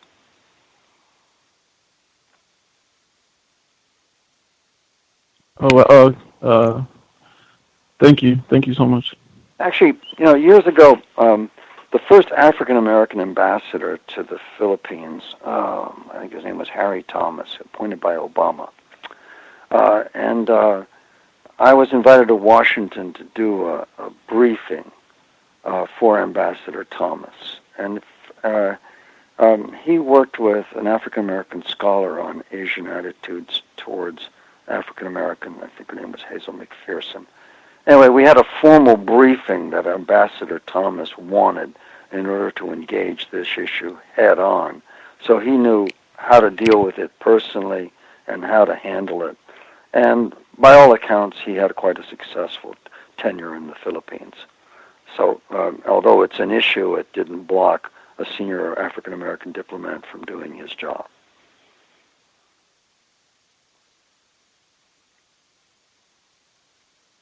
Gus? Thank you. Yes, sir. The caller who dialed in, this is Emmy. Emmy, if you had a question for Professor McCoy, you should be with us. Can I be heard? Yes, ma'am. Greetings, everyone. Thank you for taking my call. I'm intrigued by what you've just said, that it's going to be a peaceful transfer of power, similar to what was witnessed what occurred between the United States and Great Britain at the time. And part of me has been really curious that perhaps, and I'm curious, my question is, what are your thoughts about what I'm about to say? Could it possibly be that in part it is peaceful because the dynamic that is occurring between the so-called Asian and the Black people is in some ways similar to the dynamic between Black people and white people? And then I guess a similar question in the same vein is, should the United States lose its imperialistic power to the Chinese, to China, what do you foretell that would mean for the American so-called Black person? Are my questions clear? Yeah, sure. I don't quite get the first one, but I do understand the second one. Can I address that first? And then we can come back to the first one and you could clarify what you mean. Is that okay? Mm-hmm. Is that okay? Yes, it is. Yes, thank you. Oh, sure. I think, first of all, the impact that the loss of U.S. global hegemony is going to have upon the quality of life in the United States is something we can only speculate about. But I think it's going to be profound. One of the first manifestations of it, I think, will be the weakening of the dollar as a global reserve currency. Right now, the United States is a beneficiary of what I call the grand imperial bargain. We get to send the world brightly colored pieces of paper called U.S. Treasury notes, and they send us automobiles and steel and minerals and oil, real products, and we send them trillions of dollars of our brightly colored paper. And we're able to do that because the dollar's status is global reserve currency. Well, already China's currency, renminbi, has been just 2 years ago incorporated by the International Monetary Fund into the basket of global reserve currencies. And as China's economic power grows and the U.S. position becomes more problematic, our deficit grows, etc., we're likely to fade. That'll mean that very likely part of the structure of life that allows poor and lower middle class Americans to get by, cheap goods. The one thing about America is that we have, I think, the cheapest goods in the world. We pay less for gasoline, other than in major oil producers, for food, for clothes, for disposables than anybody else. And those goods and services are likely to go up in price as the U.S. global economic position worsens. And that is going to put economic pressure upon the poor and the lower middle class in the United States. And so a difficult situation is likely to become, I think, even more difficult. Now, could you explain your first question, please? Yes, I can. And thank you, because that's not really what I meant for my second one, but I think that's... Go ahead. Well, I can try again if you want. No. You said how are we going to impact upon on African Americans? African Americans are disproportionate to population, are of poor or lower middle class background. So being further down on the socioeconomic scale, they're going to get hit hard. One of the few breaks that people that don't have a lot of money have in the United States is that food, clothes, and disposable goods, gasoline, motor vehicles, all of these things are relatively cheap on a global scale. And this is likely to stop. And that means that a difficult lifestyle will become even more so. Mm-hmm. Okay. I can see that. My first question is, there's two options or possible scenarios with the transfer of power, right? You can have a peaceful one, you can have a non-peaceful one. Now, it seems that this one, as you've stated, will be peaceful. Now, in order for it to be peaceful, it must mean that China, or whoever this other person or entity is going to keep some things the same, right? Because if I was going to come in and just take over everything and change everything, I think that would lead more to a non-peaceful one. But if I'm going to keep some things the same, we're going to be okay. Like, okay, I might go ahead and let it go. I'm declining, whatnot. Okay, cool. I'm curious to know, is it possible that part of the reason that this is peaceful is that because China, or maybe what people call Asians in general, have the same disregard towards non-white, specifically black people, that white people do, which would mean that if China becomes a global power, they're not going to change the dynamic, the power relationship that whites have, the dominion that whites have over blacks. I'm just using these words just to make it clear. Because if China said, well, look, we're going to change all of that. We're going to go ahead and help the black people, elevate the black people. 500 years, they were oppressed by whites. We're going to change that whole dynamic. I doubt it would be peaceful. But it appears with the way that the Chinese people have already, the little bit that I do know, I understand their dynamic is not one that's necessarily uplifting. Although they might throw some concessions, it generally is a similar dynamic that white people have with black people. Am I making sense of what I'm asking? Sure. Yeah. Okay. One of the we began when Gus asked me about the China's World Island strategy. Let's go back to that because that really cuts right to your concern. When you say black people, I think you're probably referring primarily not to African Americans, but to Africa. Okay, and so Sir Alfred McCoy, when he propounded the World Islands thesis back in 1904, he was a geographer and he looked at the map and he said that Europe, Asia, and Africa are not three separate continents. When you tilt the globe a certain way, they look like a single unified landmass. And so the world island that Mackinder envisioned was three continents, although he never talked about Africa very much, because at that time, Africa, of course, was thoroughly colonized, carved up, and dominated by the Europeans. But China, which seems to be realizing Sir Alfred Mackinder's vision of unifying Eurasia via technology, is also using a portion of its $4 trillion in hard currency reserves in order to incorporate Africa thoroughly into the world island. China appears to be spending something like $1 trillion to lay down that infrastructure of oil pipelines and roads and rails across Eurasia. But China plans by 2025 to invest $1 trillion in Africa. China is already the major trade partner for most African nations. China's trade is 3 times that of the United States.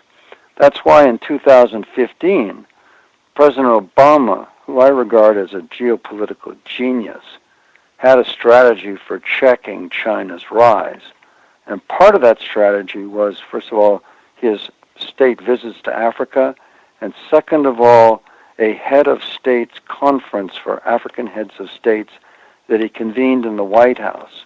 And he tried to foster trade, steer U.S. development money to Africa in competition with China, because Obama was very well aware that China's strategy in terms of trade, raw materials, and the like involved integrating Africa into a Chinese-dominated world island. So, whether or not the transition between the U.S. and China is going to be peaceful or not, Africa is at the heart of China's strategy. It's really $1 trillion for Asian infrastructure and $1 trillion for Africa trade. That's the heart of China's plan for economic global dominion. And that's going to change things, because much of Africa has been starved of infrastructure and capital.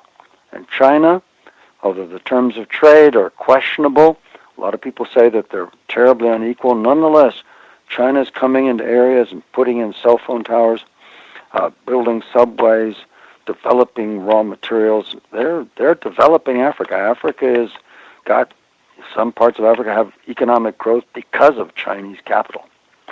So that's a very distinct part of China's global strategy. Did that answer your question, Amy? In part, it gave me some more to think about, which I'm grateful for. But I just want to, just a very clear, kind of to the point kind of thing. Do you think in part, because I understand everything that you said, but I do think, and I guess I'll just say it, maybe that's better, and then, I'll leave it there, that I do think that part of the reason, because even though China may be investing all this money in African infrastructure, they're also taking a lot out. They're getting considerably, arguably more than they're putting in by utilizing these unused pieces. And I'm using that, like I'm saying that intentionally, that the dynamic is still the same. It's using non-white, using black people specifically as pieces to gain or maneuver power. I saw that, with European domination and imperialism, colonialism, and that is what I'm seeing now. And I just think at this moment that, and part of the reason that it's okay that maybe the United States isn't having so much of an issue, because it's not uniting with black people, it's using black people. And that dynamic is okay. That maintains a subservient position, that maintains a dominance, so that the Asian and the white people will, act as though they are, kind of together because they have a similar group of people that they abuse. Do you think that that's accurate? And that'll be my final question. I appreciate your thoughts. There have been conflicts between Chinese managers of firms and local African populations. But on the whole, what seems to be striking, and again, the evidence we have is anecdotal, is that wherever the Chinese are turning up, whether it's in the port of Piraeus in Athens, or whether it's in Iran, or whether it's in Africa, they find people who have the capacity to get outside their cultural skins, learn languages, and interact with local populations, whether it's in Farsi, Greek, or West African languages, form local ties, develop a liking for local culture, assimilate to a certain extent. And that's, for any empire to operate in far-flung locales, far away from the metropole for any period of time, it's got to develop that kind of capacity.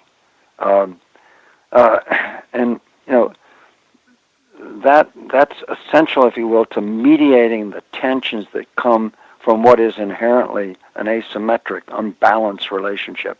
Yes, China's got the market, China's got the capital, China's got the technology. They can set the terms of trade, and those terms of trade, of course, advantage China, and of course exploit the local population. But as one very clever political economist said once, I can't remember who it was, but I'll remember it in a while, the only thing worse than being exploited is not being exploited at all. And that's the situation that many underdeveloped areas of the world face. They faced it under the United States in our period, and they're now facing it when they deal with China again. And so, yes, it is an unequal and it is an exploitative relationship, but it does represent jobs, development, employment in some form. Complex trade-offs. Appreciate that, Emmy. M. Handisi, did you have a question for Professor McCoy? You should be with us, sir. Yes, sir. Can I be heard? Yes, sir. Greetings to you, the host, the callers, and the listeners. And my question to you is that I believe you said that in certain parts of the world it would get too hot for people to survive. Did I hear you correctly? Too hot for people to conduct herding or agricultural labor. Degrees that will be, temperatures will be 120, 130 degrees for sustained periods of time. So, yeah, yes, basically too hard. Oh, supposed to happen. Go ahead. Are you saying that is going to happen, or that we're preventing that from happening, or that was there like a timetable for that? Like, what's going on with that? Is there a timetable for that happening? It's global warming. It's the trajectory on the likely increase in of average world temperature for the rest of the century. One of the problems in being precise in the calculations is that it's not a simple, even rise in temperature everywhere in the globe. Okay, the global warming is bringing with it, and this is beyond my expertise, but I read reports, erratic weather patterns. I think, what is it now? The last 10 years, we've seen record temperatures in the United States. Australia has had sustained record temperatures. If this keeps going, there's a point at which the human body simply cannot conduct sustained labor in the open air when the temperature gets to a certain point, 120, 130 degrees. And that's what we're facing in parts of the globe. Not just for a day or 2 weeks, but months of that sustained temperature, which means that agriculture, first of all, there'll be a high rate of evaporation from any kind of water that's put on the soil. And second of all, people have simply been unable to do the physical labor of agriculture during daylight hours, which is when you have to work the fields. My second question was, are the individuals who classify as white, are they scientifically, biologically classified as albino or albinoid?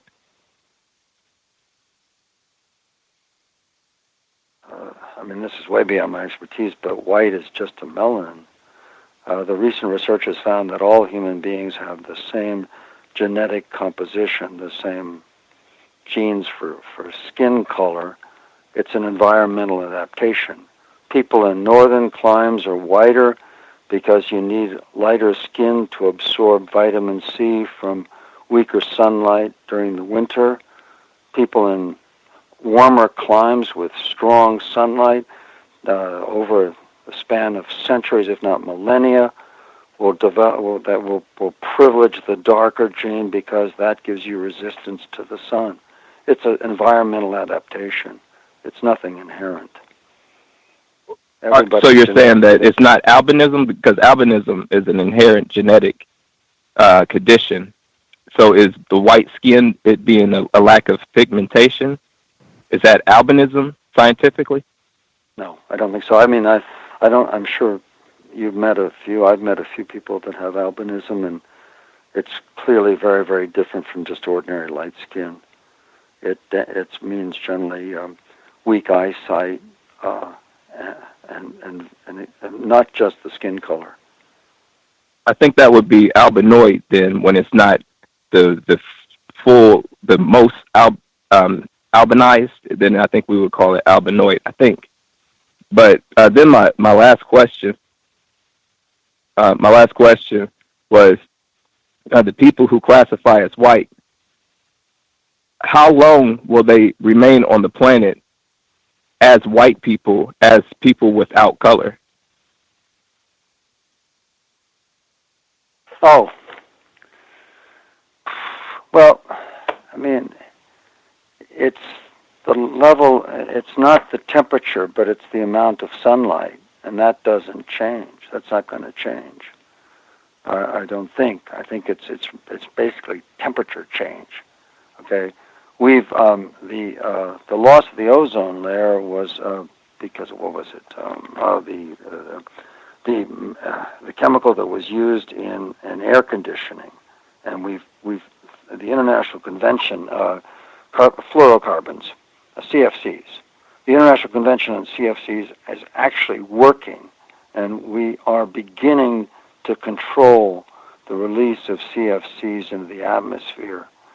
Now, that'll mean that the ozone layer won't suffer the same level of damage, and therefore it's mainly temperature rise rather than increasing sunlight that we're going to be faced with. And so, I mean, in that case, it's the skin color will not be a critical factor. You know, I don't. As far as global warming is concerned, well, but I have heard I've heard a lot of conversation over the topic of white genetic survival, but more specifically, I've heard white genocide, and a lot of people are talking about that, and that's in the news. I mean, it's well documented, and they say that there is a time period that there will not be people perceptionally white on the planet. And I was asking you, when is that time period that people will not be on the planet perceptionally white, or with skin that doesn't have melanin? Yeah, let me think. I don't know the time period that it took to adapt. Well, let me think. When did people migrate to Europe out of Africa? Do you know that offhand? How many thousand years ago? Was that 40,000 years ago? I don't have access to that information. No, I know. But no, let's just assume it's 40,000 years ago. Well, that's how long it took people that had, presumably, and we don't know, but because all we have is bone remains, if we assume that the people that migrated out of Africa had darker skin because they'd adapted, okay, and they moved to northern Europe from Africa, which is where, as much as our knowledge, we know now that was the trajectory, then it took them 30 to 40,000 years to basically whiten, to have the lighter genes, the genes for lighter skin color slowly supplant the genes for darker skin color in the common pool of genes. So 30 to 4,000 years, okay? So it's a process of change that would take place assuming that the CFCs problem is not dealt with, that the ozone layer, in fact, erodes, that the sunlight is stronger in northern climes as well as closer to the equator. All of that, it would take thousands of years for that to occur. That would be my guess, but that's just a guess. Yes, thank you. Appreciate that, Mhandisi. I think we got all of the folks who dialed in with a question. Hopefully, if you have a question for Professor McCoy, we're about the last 5 minutes, so do not wait. Go ahead and get your hand up immediately. I did want to ask you, posited that with the alleged decline of the U.S. empire and perhaps this conglomerate, the Eurasian mass, and with China developing and their rise, you were saying that hopefully it can be a peaceful transfer of powers, and hopefully the best of American values can be transferred as well. What specifically are the best of American values? Sure. One of the things that was distinct about the American ascent to global power at the end of World War II was the United States, in cooperation with the victor nations, the Allies at the end of World War II, began to construct an international order, an international community. So they created the United Nations that had far more authority, that was designed to correct all the failings of the preceding attempt, the League of Nations. The United Nations also helped establish the World Health Organization in order to create a global apparatus for the control of epidemic diseases and the promotion of health on a global scale.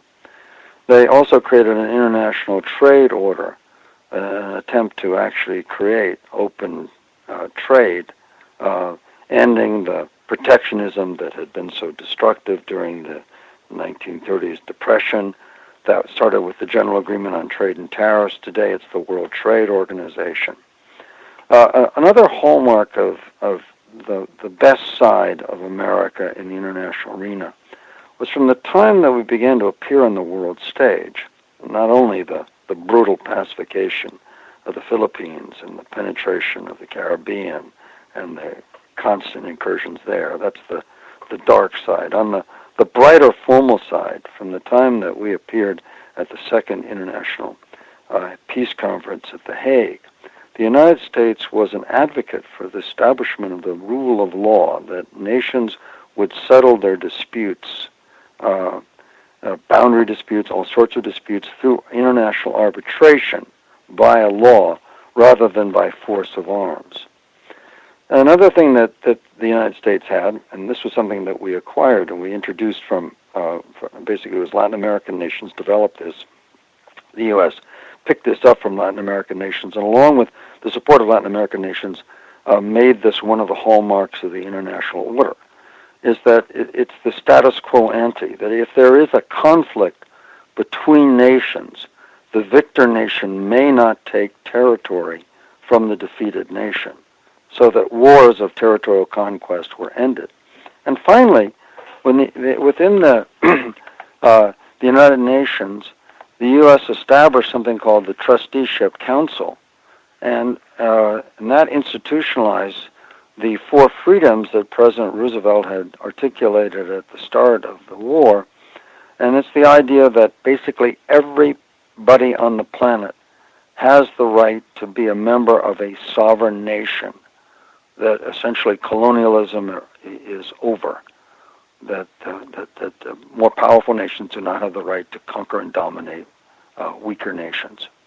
And so that broad basket of principles of free trade, the international rule of law, the equality of nations, the community of nations, a world with rising standards of living, free from epidemic diseases, all of this is enshrined in this global community that the United States sponsored. And that's the best side of America's 70 years of global dominion. There are, of course, darker sides as well. And the question is, will that survive? And will that legacy persist? And if we manage this transition well, then there's a possibility that it will. And if not, well, that may not happen. Context of White Supremacy. Again, our guest, Professor Alfred W. McCoy. He's a professor at the University of Wisconsin-Madison. That reminded me, your last response there reminded me of a different book that we read some years back, Dr. Marimba Ani, her book Yorugu, where she talked about the concept of rhetorical ethic. I think that's something that we mentioned consistently on the broadcast as being a hallmark of the system of white supremacy, racism, where things like equality and sovereignty of nations, where these ethics or platitudes are spoken, but they are certainly not something that whites abide by. And I think even your text today, you gave lots of information that during the reign of the U.S. Empire, that was not abided by at all, that whites from the U.S. Empire infringed upon the sovereignty of other nations. You talked about some of that right at the beginning of the program in Southeast Asia and how they undermined their sovereignty, and that they were not about equality amongst nations. They were about spying on and making sure that they had imperial status to dominate global affairs for as long as possible, and looking to extend that now, rhetorical ethic, Dr. Marimba Ani's concept. The book we discussed for most of the broadcast, In the Shadows of the American Century, The Rise and Decline of U.S. Global Power, just came out this year. You've heard a few snippets from the text. Did I hear you correctly? Did you say earlier that you did talk about the Chicago police in this book? No, sorry. Okay. It's in my work on torture that I referenced that. The model of impunity that I talk about in that essay, and actually I wrote a book called Torture and Impunity, in which I use that model. That's grounded on experiences that came in part out of the Chicago police experience, that the torture, the systematic torture of the Chicago police, many of whom actually were Vietnam veterans initially when that process got going back in the 60s and early 1970s. Yeah, I talked about that Chicago experience. But not in this book, In the Shadows of American Century. The model of impunity is derivative from that. No, but in my book, Torture and Impunity, 2012, I talked about it. And my book, A Question of Torture, 2006, I talked about it as well. I see. Just obliquely, but as I said, Gus, I'm mainly focused on acts of state, okay? Not, when I say acts of state, acts of a federal government, of a national government. Understood, Professor McCoy. Thank you so much for sharing a bit of your Sunday evening, even though we didn't get to talk about the book that you wrote before about the heroin trade. Still got great info. I'm sure listeners appreciated hearing from you this evening. Thanks for sharing a bit of your time, and was enjoyable having an exchange with you, sir. Thank you, Gus. I appreciate the conversation. For sure, for sure. Evening, sir. Take care. Evening. Same to you, Gus. Bye-bye now. Yes, sir.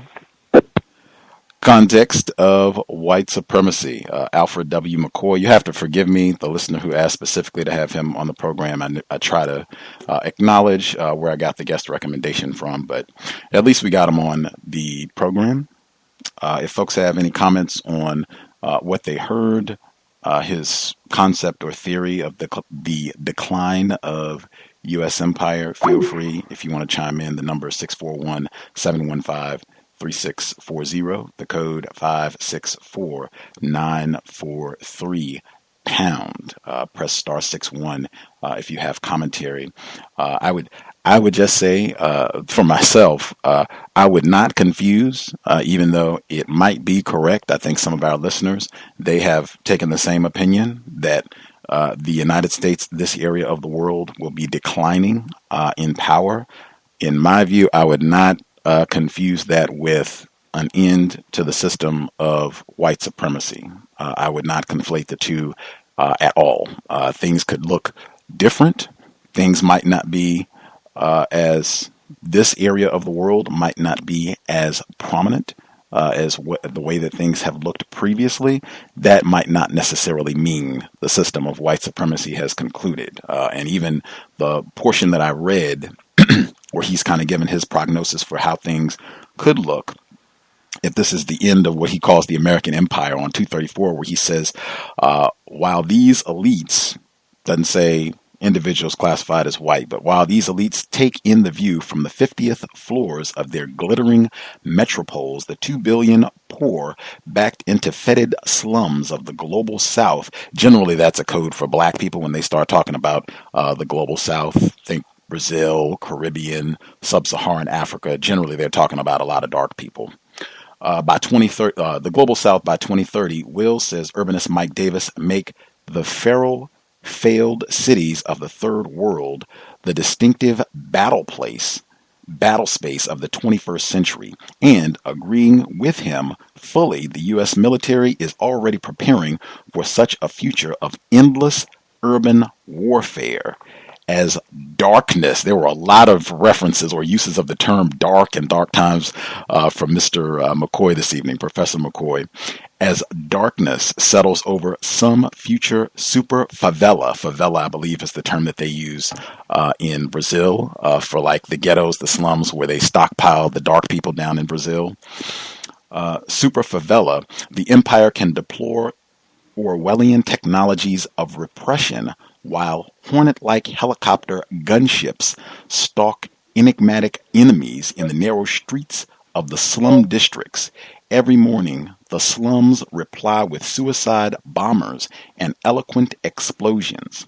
Yet even the dismal vision leaves room for Washington to play a residual role, mediating international conflicts and monitoring the global commons beyond these human cesspits. page 234 of In the Shadows of the American Century. To me, that does not sound like the end of white supremacy. That just sounds like a really gruesome aspect where you have whites with drones or whatever other types of technologies that they have advanced, where you have lots of black people that are suffering, don't have access to basic human needs, and they just have all this elaborate machinery to, keep them back and fight them off. That's what it sounds like to me. Continued existence of white supremacy, racism, even correlating nicely with Amy's question, where she asked, what is this going to look like for black, I think she said African American people in the future. And after some buckets of words and hemming and hawing, he finally got around to saying, yeah, it might be kind of bleak for black people down the road.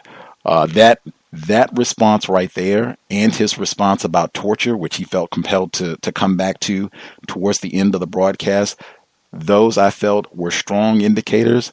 This guy is practicing racism, white supremacy, and in my view, strongly. He can say, I think his defense was that his book was not about domestic acts of terrorism or abuse of black people. He was focused on global acts of imperialism, particularly focused in Southeast Asia.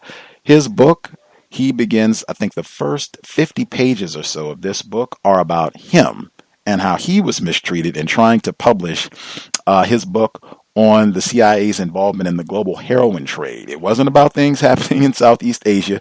It was about what was happening to him, difficulties that he faced, his parents generation growing up in America. It was not, focused outside the U.S. When he began talking about the FBI's COINTELPRO tactics in the 1960s and 70s, he was elated to talk about Leroy Burke, the bombing in Wisconsin, to talk about domestic issues that related to his school, or just things that he was enthusiastic about. It was only when it was specifically about black people, whether it was Jeffrey Dahmer and his victimization, torture of black people, whether it was John Burge in Chicago, whether it was enslavement of black people, where he got very hesitant to identify, yes, these are acts of terrorism. In fact, he said with Jeffrey Dahmer that he didn't even know enough about Jeffrey Dahmer to identify that as torture or not. That is an astronomical, in my view, that is something I astronomically suspect him of practicing white supremacy. I am a non-white person. I'm not super informed. He's written lots of books. He's been writing books for almost 50 years and traveling the world to do research. He's a professor. He said he's been at the University of Wisconsin for years, teaching students, graduate students. How can you do all of this writing and reading and research and teaching, and you're telling me that you're not informed about one of the most popular cases to take place in this part of the world in the last 25 years easily? All of the documentaries and books and all of this on someone who's right in your area? You don't know enough to say, oh yeah, I think that was torture. Okay, the Chicago situation, he seemed reticent with that, and that's especially suspicious if he's saying that, oh yeah, I do know about that, and I've referenced that indirectly in other works, although not this book. That tells me that you do know about this, but you still have some sort of hesitancy about identifying, yes, these are acts of torture, that the American empire, if that's the terming that you want to use, torture of black people has been an integral aspect of that since the Genesis. Even with slavery, same thing. Hesitancy eventually, yes, that would be torture, but I just wanted to talk about what happened in Southeast Asia. In my view, whites being hesitant like that, not willing to be truthful, not willing to be honest. Even with Emmy's question, I think she had to come back and redirect. My question was about, what is this U.S. decline? What is that going to be like for African Americans? He gives a general response about how this is going to impact everybody. And then when she says, yeah, I don't really think you answered my question. Oh, yes. You asked specifically about the niggers. Yeah, it's going to be really bad for you all because, man, you know this. It's not that you're ignorant. It's not that you're poorly informed. You're practicing white supremacy racism and just not answering these questions, and not even in your book, not accurately presenting information. That was why I asked him that question at the end, because he gave a talk where he says he hopes if this decline happens and there's a transfer of power, the best of American values can be transferred. the most central, quote unquote, American value is white supremacy, racism, and torturing black people. It could be nothing else but that. That's why I was waiting to see what he was going to list. I mean, if you're talking about equality, that is laughable. To have a white person tell me the best of American values are equality and respecting the sovereignty of others. Wow. I will stop there. I do think his concept in terms of U.S. decline could be accurate. Again, that should not be confused, equated with end of system of white supremacy. Two different things entirely. Folks that dialed in, did y'all have any where I guess I'll start with Roz, if we missed anybody else who did not get to participate at all. Roz, since you didn't get to ask a question, did you have any commentary you wanted to share, sir? Yes, greetings to you, Gus. Greetings to Emmy, DC, everybody. It was a great conversation. I was listening quite intensely because this is a subject that I've discussed on my radio show, and I was just listening to what he was saying. And a lot of what he talked about in regards to Chinese-American relations, we actually dealt with, and he said basically a lot of the exact same things that we talked about as far as Chinese machinations towards global domination. What was interesting is a lot of what you talked about when I heard that he was from Wisconsin. A piece to Rob too, and he had the nerve to say he didn't know enough about his story to state whether or not he was torturing people. It was just refined white supremacy. And a lot of the questions that were asked were questions I probably would have asked, but I just wanted to hear other people ask them. And he was just practicing racism through the whole entire conversation. The way that you had to keep redirecting him back on task and interjecting, all of those things just were indicative of his refined white supremacist behavior. And now that you made it clear he's been writing for over 50 years, then man, he's extremely refined. I think what he was doing was a white supremacist tactic called compartmentalizing, where he was like, well, I'm speaking about, Southeast Asia, and that's it. He just wants to focus on what he thinks is his area of expertise, where he could probably practice racism most acutely and hopefully less exposed in regards to his behavior. And I think that's why he kept compartmentalizing and focusing on Asia. What was interesting about his comments in Africa, and I was figuring the reason I didn't ask this question, this is a question I was going to ask him, is because I figured he was going to practice racism after listening to how he spoke to and treated everyone else. But I was going to ask him about America's loss of its rare earth mineral sites. The last rare earth mineral site that was owned by an American company has now been commandeered by China. And China started grabbing up these sites across the United States 20 years ago. And the very, very last one, I just read an article on our radio show this past summer about the fact that the very last one is now transitioning to Chinese hands, which means that the United States cannot dig in its own soil to get rare earth minerals. Now, rare earth minerals are hard to find minerals that are used in technology, specifically military and computer technology. So anything that has to do with creating planes of war, satellites, cell phones, computers, all of this stuff is based on rare earth mineral technology. So America no longer has access to its own, and it's now really, really ratcheting up its behavior on the African continent through AFRICOM and in Nigeria, Mali, and I'm pretty sure it's going to go into the Congo, because Congo is where the lion's share of rare earth minerals are on the African continent, and China's been all over that area, like he was saying, making all kinds of inroads across the continent with different countries.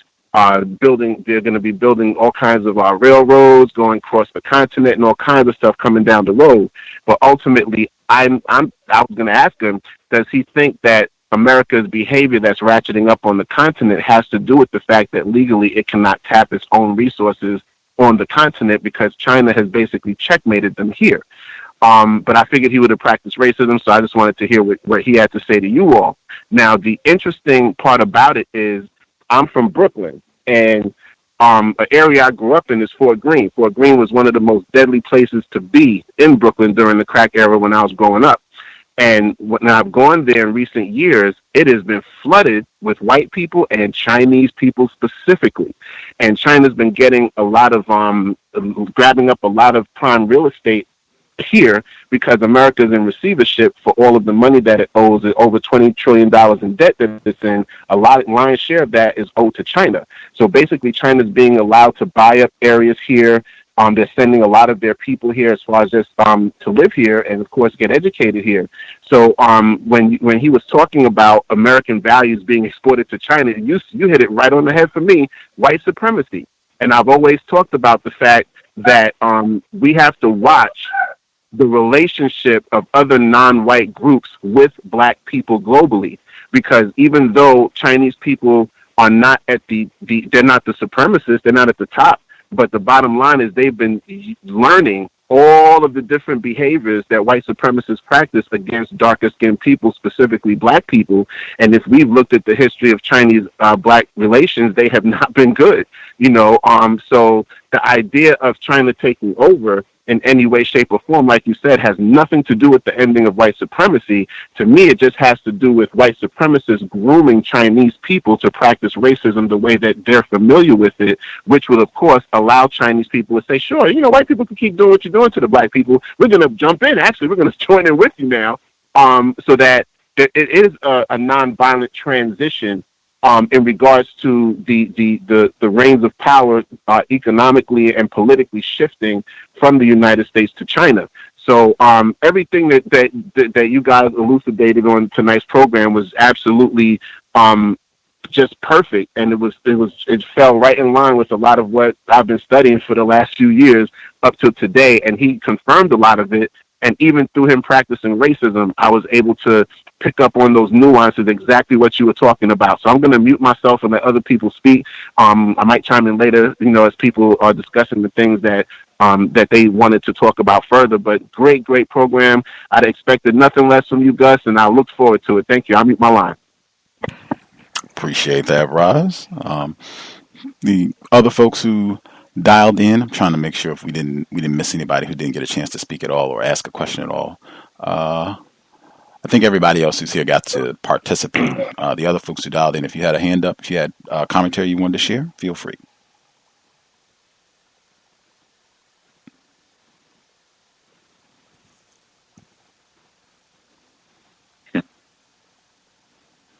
I'm sorry? Was it? Can I be heard? Yes, sir. Can I be heard? Yes, sir. We can hear you, Rob. Can I be heard? Am I? Hello? We can hear you, Rob, in Wisconsin. Can I be heard? How about this? I'm going to mute your line, and then I'll unmute. We can hear you, Rob, in Wisconsin. We can hear you. I'm not sure if what's wrong with your audio. I'll unmute your line again and see if that works. Okay. Are you with us, Rob, in Wisconsin?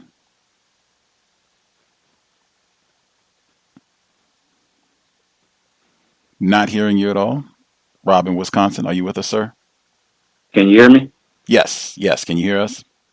Yes, I'm speaking. Can you hear me? Yes, sir. Hold on. Can you hear me? Yes, sir. I'm here. Can you hear me? Yes, we can hear you, Rob. Yes, I can hear you. All right. In the words of Nellie Fuller, word masters, you cannot be a person. Am I being heard? Yes. Hello? Hello? Hello? Yes, we can hear you, Rob. We can hear you. What's going on? Am I being heard right now? Seems like there's some interference on the line. Okay. You can't be in Wisconsin and not be informed about Jeffrey Dahmer. I thought that. Hello? Hello? We can hear you. I think there's a delay. Okay. You can't be in Wisconsin and not be informed about Jeffrey Dahmer. Was that heard clearly? Yes, sir. Okay. And then for him to be writing books about the opioids, I mean, going way in depth with the opioid epidemic all the way in Southeast Asia and not be informed about the opioid epidemic that's going on in Milwaukee. I thought that he was clearly practicing deception. And just in the words of Neely Fuller, word masters. Thank you. Indeed, appreciate that, Rob in Wisconsin. Glad we got through the tech issues. Yeah, I just find that hard to believe. I mean, if it was a non-white person, maybe, but a white professor, and he's not just a professor; he's a chair of the history department at the University of Wisconsin, and you're in the very state where this happened. I just have a very hard time believing that you don't know enough details. I'm not saying that you have to know every tidbit about the case, the exact year that he was arrested and the exact year that he was convicted, but I think you would know enough surface details to be able to answer immediately in the affirmative. Oh yeah, he tortured those victims, mostly black victims. Oh yeah, he tortured them. Next question. Like, that's just absurd for him to have that much trouble. In fact, to say that he was ignorant enough that he couldn't even answer the question. Did anybody else have commentary they wanted to share? Hey, Gus, related to what you just said, it made me think. I was listening to a show with Melanated Roots on Black Talk Radio Network a few weeks ago, and they were talking about the use of mythology and how white people create narratives, and the fact that, and this speaks right to what you just said about the guest, the fact that white people will never allow a narrative of terror or torture to be built around white people, which is why you never see when they commit acts of terror and acts of torture, it's not described properly. But yet, if they describe anything that a black person does can easily be called terrorism in this country, because the narrative and the mythology of what a terrorist is built around black people and other non-white people. So what it was to me was just that he was not going to break the narrative. The narrative is that black people are black identity extremists. We're an insurgent population. And as a result, that label can never be placed on white people, especially by another white person, because like you said, it would bring truth in a way that white people would never want to be exposed, because rhetorical ethics, deception, Machiavellianism, that is what they do. That is in their DNA. And to me, he did what white people do. And that's one of the reasons why I felt that he is probably one of the most refined white supremacists you've had on the show in a while, simply because, just what Rob said, how could you be from Wisconsin? And he said he knew that he had body parts in the fridge. So you mean to tell me you didn't read anything about torture before you got to the body parts? Because in all the articles and the books that I read, they discussed what he did to them as far as torturing them before choking them to death, beating them to death with hammers, and whatever other stuff he was doing before chopping them up into body parts to put in his fridge. So he's full of crap. And that whole approach is just his way of being extra, extra refined.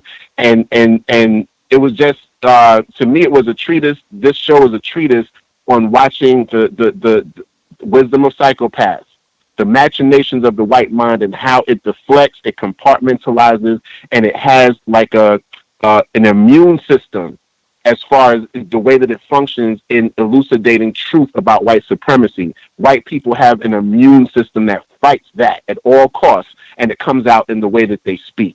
Thank you. I'll mute my line. For sure. Any of the other folks that dialed in who did get to ask a question, do y'all have any final comments or closing thoughts on what you heard from Professor McCoy? Can I be heard? Yes, sir. Yeah. When I read the summary of what the show was going to be about and whatnot, I remembered, and sort of when I was listening to him, especially when you asked him about like what he went through, I guess, due to CIA tactics against him, whatever, I was thinking about like Girugu in terms of like the lonely man, like he I mean, it was a lie. It was like bloated, and like what you were talking about with him, like the beginning of his book where he's just talking about himself. I really thought about Yurugu a lot the whole time when he was talking. with the universalism, like the terms like international community and whatnot. So he was really, really refined.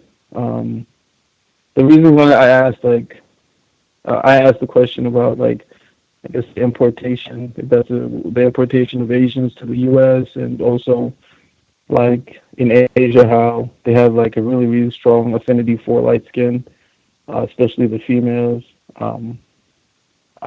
I 100% back what you're saying. Even if there's some sort of, I don't know, shift of power, monetary stuff and whatnot, I still think that white supremacy is going to be the rule, because these people are getting married. I see them all over. They get married. My family's from so-called Africa, a certain part of so-called Africa, and they mistreat the black people there a lot. These Asians, the Chinese, Taiwanese, Singaporeans, wherever over there, they mistreat people. So I think the same thing is just going to continue. Thank you. Appreciate that. Very important distinction. I thought even his answer at the beginning when I asked him about the system of white supremacy, and it took about 5 minutes for him to finally say, no, I don't think such a system exists now, which is fine. Just, answer the question. What's the problem with that? Also, I wanted to get in as well. I thought Raza's commentary about the narrative, being unwilling to provide a narrative where white people are terrorists. It's supposed to be black people. They're the terrorists. We're the thugs. We're the boogie monsters. With Professor McCoy, I thought it was interesting. He didn't seem, to a degree, indicting white terrorism with regards to Asian people and what was happening with the drug trade and other things that they were doing in that part of the world. He talked about the bombing campaign in Laos as well. He seemed to have a real reticence and unwillingness to indict white terrorism against black people specifically. It seemed like he said he had no pride. I think he said at the very beginning, he felt U.S. empire, you can most acutely see how that power is exercised in Southeast Asia, and then was content to rattle off all these different examples over decades of abuse in that part of the world, but total unwillingness to talk about, highlight, acknowledge torture, terrorism against black people in this part of the world. Even his response when I brought up lynching, and I said that right there would be another example of torture against black people. And it seemed like there was some hemming and hawing before yes, and then trying to pivot from that to just say, well, I'm just talking about state violence and state violence on a global level in Southeast Asia specifically. Nothing as it relates to black people. Any other folks that asked a question, but if you had any closing thoughts that you wanted to get in? Any other folks? Did you have commentary?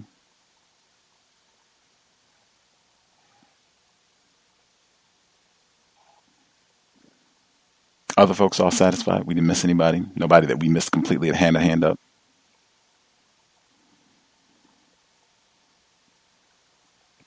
Grand. Assume we nabbed everyone. Did think constructive information. I would have been happier talking about his earlier book on the heroin trade, but as I said, he didn't want to talk about that. I think I was explaining to a listener a lot of times with the whole book publishing business. I'm trying to make money. That's a key aspect of writing all these books and publishing and making money. I've done all the interviews that I'm going to do about that other book on to new topics, trying to make more money and push other ideas. Done enough interviews and talking about the whole heroin trade. I also thought that reminded me of wisdom of psychopath and specifically the narcissism aspect, specifically the talking about, for people who haven't read this book, In the Shadows of the American Century, literally like the first 50, I could be more precise looking at the numbers here, but I think like the first 50 pages or so is focused on him, talking about like his childhood, his family, his dad's alcoholism, people he grew up with in the neighborhood, what they did in their careers, what he did with his career, him fighting against the Vietnam War, how he got into all this. Like it's him before he gets to global empire. It's him and suppression with his first book and other things that he did specifically in his life. When I asked him, when he talked about he was harassed from that first book and I asked for details, I thought he was, man, the violin almost began to play when he was talking about he had like a poverty wage and they audited him and all the other things that he experienced. That's why I had to interject. This guy is the chair at a major university in Wisconsin. Do not be fooled by the, woe is me, the boogeyman CIA people came to get me and messed over my life. Whoa.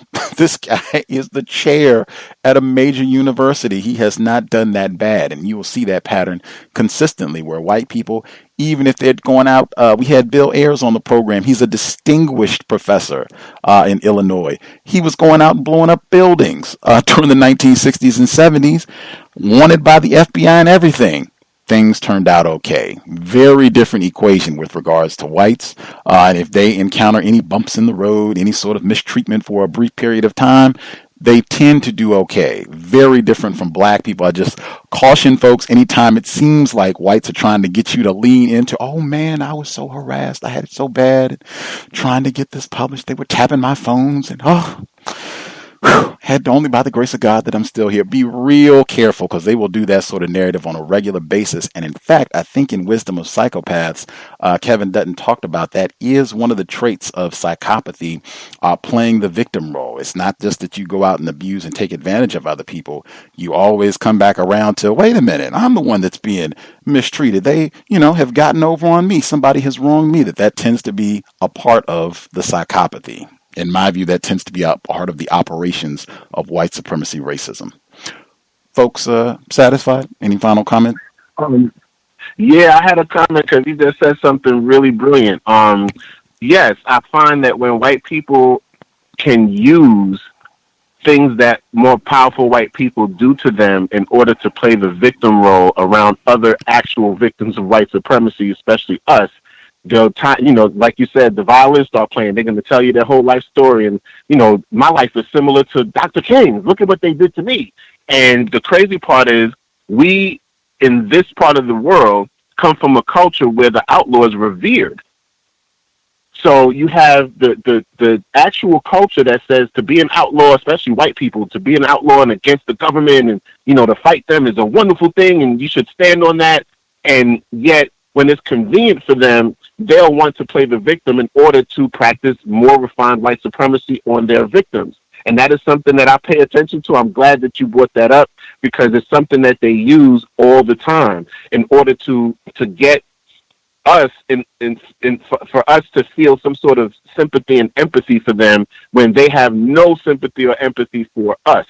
And that is something we have to pay acute attention to because the psychological warfare is real, and that is one of the major ways that they facilitate that. Thank you. Indeed. With that, if folks want to check out the text, feel free. I actually did look, make sure I could be precise. It's about the first 24 pages of the text. In fact, it's titled that chapter, U.S. Global Power and Me. Real specific for the beginning of the text, but yeah, that's the first 24 pages of In the Shadows of American Century. If you want to check it out, definitely not on Gus T Renegade's top 10 list, although it might be of some value to folks who, like I said, some people they do take that perspective that that's what's happening in the United States, and that really the election of President Obama signaled the decline, having a Negro in the White House and things have supposed to been going downhill since then. Also wanted to make sure that I let people know the iTunes feed. There's still problems that are beyond Gus T. This is not my incompetence or laziness or anything else. There's a site problem that is impacting several other podcasts and just being able to upload the content to iTunes. Hopefully that will be corrected soon. You can continue If you want to send an email, any platform, regardless if it's iTunes or anywhere else, SoundCloud, Blueberry, anywhere where you listen to the program, if you have any problems accessing the content, I would definitely encourage sending an email. Let them know that you listen to the content on their platform. You patronize them, you bring traffic to the website, you share links so that other people can come and listen at that site, and you would appreciate any assistance in making sure that the stream is restored. Any site where you access the cows, the archives, even though they might not be on iTunes, like for this broadcast, or the ones that we've had the last 3 or 4 might not be on the iTunes feed immediately. They are available at Black Talk Radio Network, and immediately, like within a few minutes of the program ending, the broadcast will be archived at Black Talk Radio Network. It'll be at SoundCloud. Mr. Fox will probably have it uploaded to YouTube without much delay. It'll be available on a number of different platforms, and I generally have the archives posted on Twitter, Facebook. You should be able to easily find them. If you have any difficulties, you can drop an email about that as well. But hopefully this problem will be corrected soon. Could be racist interference, but it does seem to be a site-wide thing. It does seem to be impacting more broadcasters than just Gus T. So we'll see how it proceeds. With that, thanks for the folks who dialed in. I hope it was a constructive investment of your Sunday evening. Reading is more important than watching television. Even if you don't want to read Mr. McCoy's work, he does have some constructive works. This one was not my favorite, but even if you don't want to read that, biography on Jeffrey Dahmer, that's something constructive to read about. The history of torture in the United States, constructive to read about. The history of Chicago torturing black people in Chicago. Lots of information available to read. What China's doing in Africa. Reading is more important than watching television. We have a lot of problems. Let's be as constructive as possible with our time and energy. And make sure I congratulate Emmy. She's doing hard work educating young minds, trying to make sure we get our next generation of mathematicians and scientists, and been reaping great rewards, molding young black scholars. Great work. Keep up the outstanding effort. We need brilliant young black people, unless we're just going to be continued to subjected to the Alfred W. McCoys of the world. We should be here on Tuesday. We will have the director of the AFIA Center. It's an organization in Texas where they do great work for black mothers, expecting black mothers, and making sure that they have resources to have healthy pregnancies, to produce healthy black children. That should be Tuesday, December 5 at 8 p.m. Eastern, 5 p.m. Pacific. Folks who are asking about lactation counseling, doulas, other informations for expecting parents or new parents perhaps, feel free to chime in and ask questions. Take advantage of the broadcast this coming Tuesday, 8 p.m. Eastern, 5 p.m. Pacific. With that, we will wrap things up. I will again encourage sobriety. There are a lot of problems that we are facing right now. War, terrorism is being waged against black people. I think it would behoove us to be able to think clearly, to produce solutions, new concepts, new strategies to neutralize racist man, racist woman, racist child. I think there's a lot of evidence. He was just talking about the global heroin trade. A lot of evidence that whites, they have put huge amounts of time and energy in trafficking, selling, peddling narcotics, drugs, poisons, so that they can compromise our mental health, our spiritual health, our will and focus to replace white supremacy with justice. I am certain Dr. Marimba Ani, Minister Malcolm X, Dr. Cambon, many of the folks that we revere and say they meant a lot to us, Dick Gregory, I am sure would say, hey, I think we would be in a better position being sober, especially if you're going to be out and about in a vehicle. Definitely want to be sober and buckled up. Let's do everything we can to minimize contact with race soldiers. That's it. Creator, we ask that you help us remain patient with other black people, victims of white supremacy. We ask that you help us remain patient with ourselves. Remind us to demonstrate the highest levels of black self-respect at all times, in all places, each and every time we are in contact with another black person. It has been time. Replace white supremacy with justice immediately. Cow signing out. Thanks all for tuning in. Nigga, you so brainwashed. I'm a victim, brother. Problem. You're a victim. Man, I'm a victim of 400 years of conditioning. Shut up. The man has programmed my conditioning. Mm-hmm. Even my conditioning has been conditioned.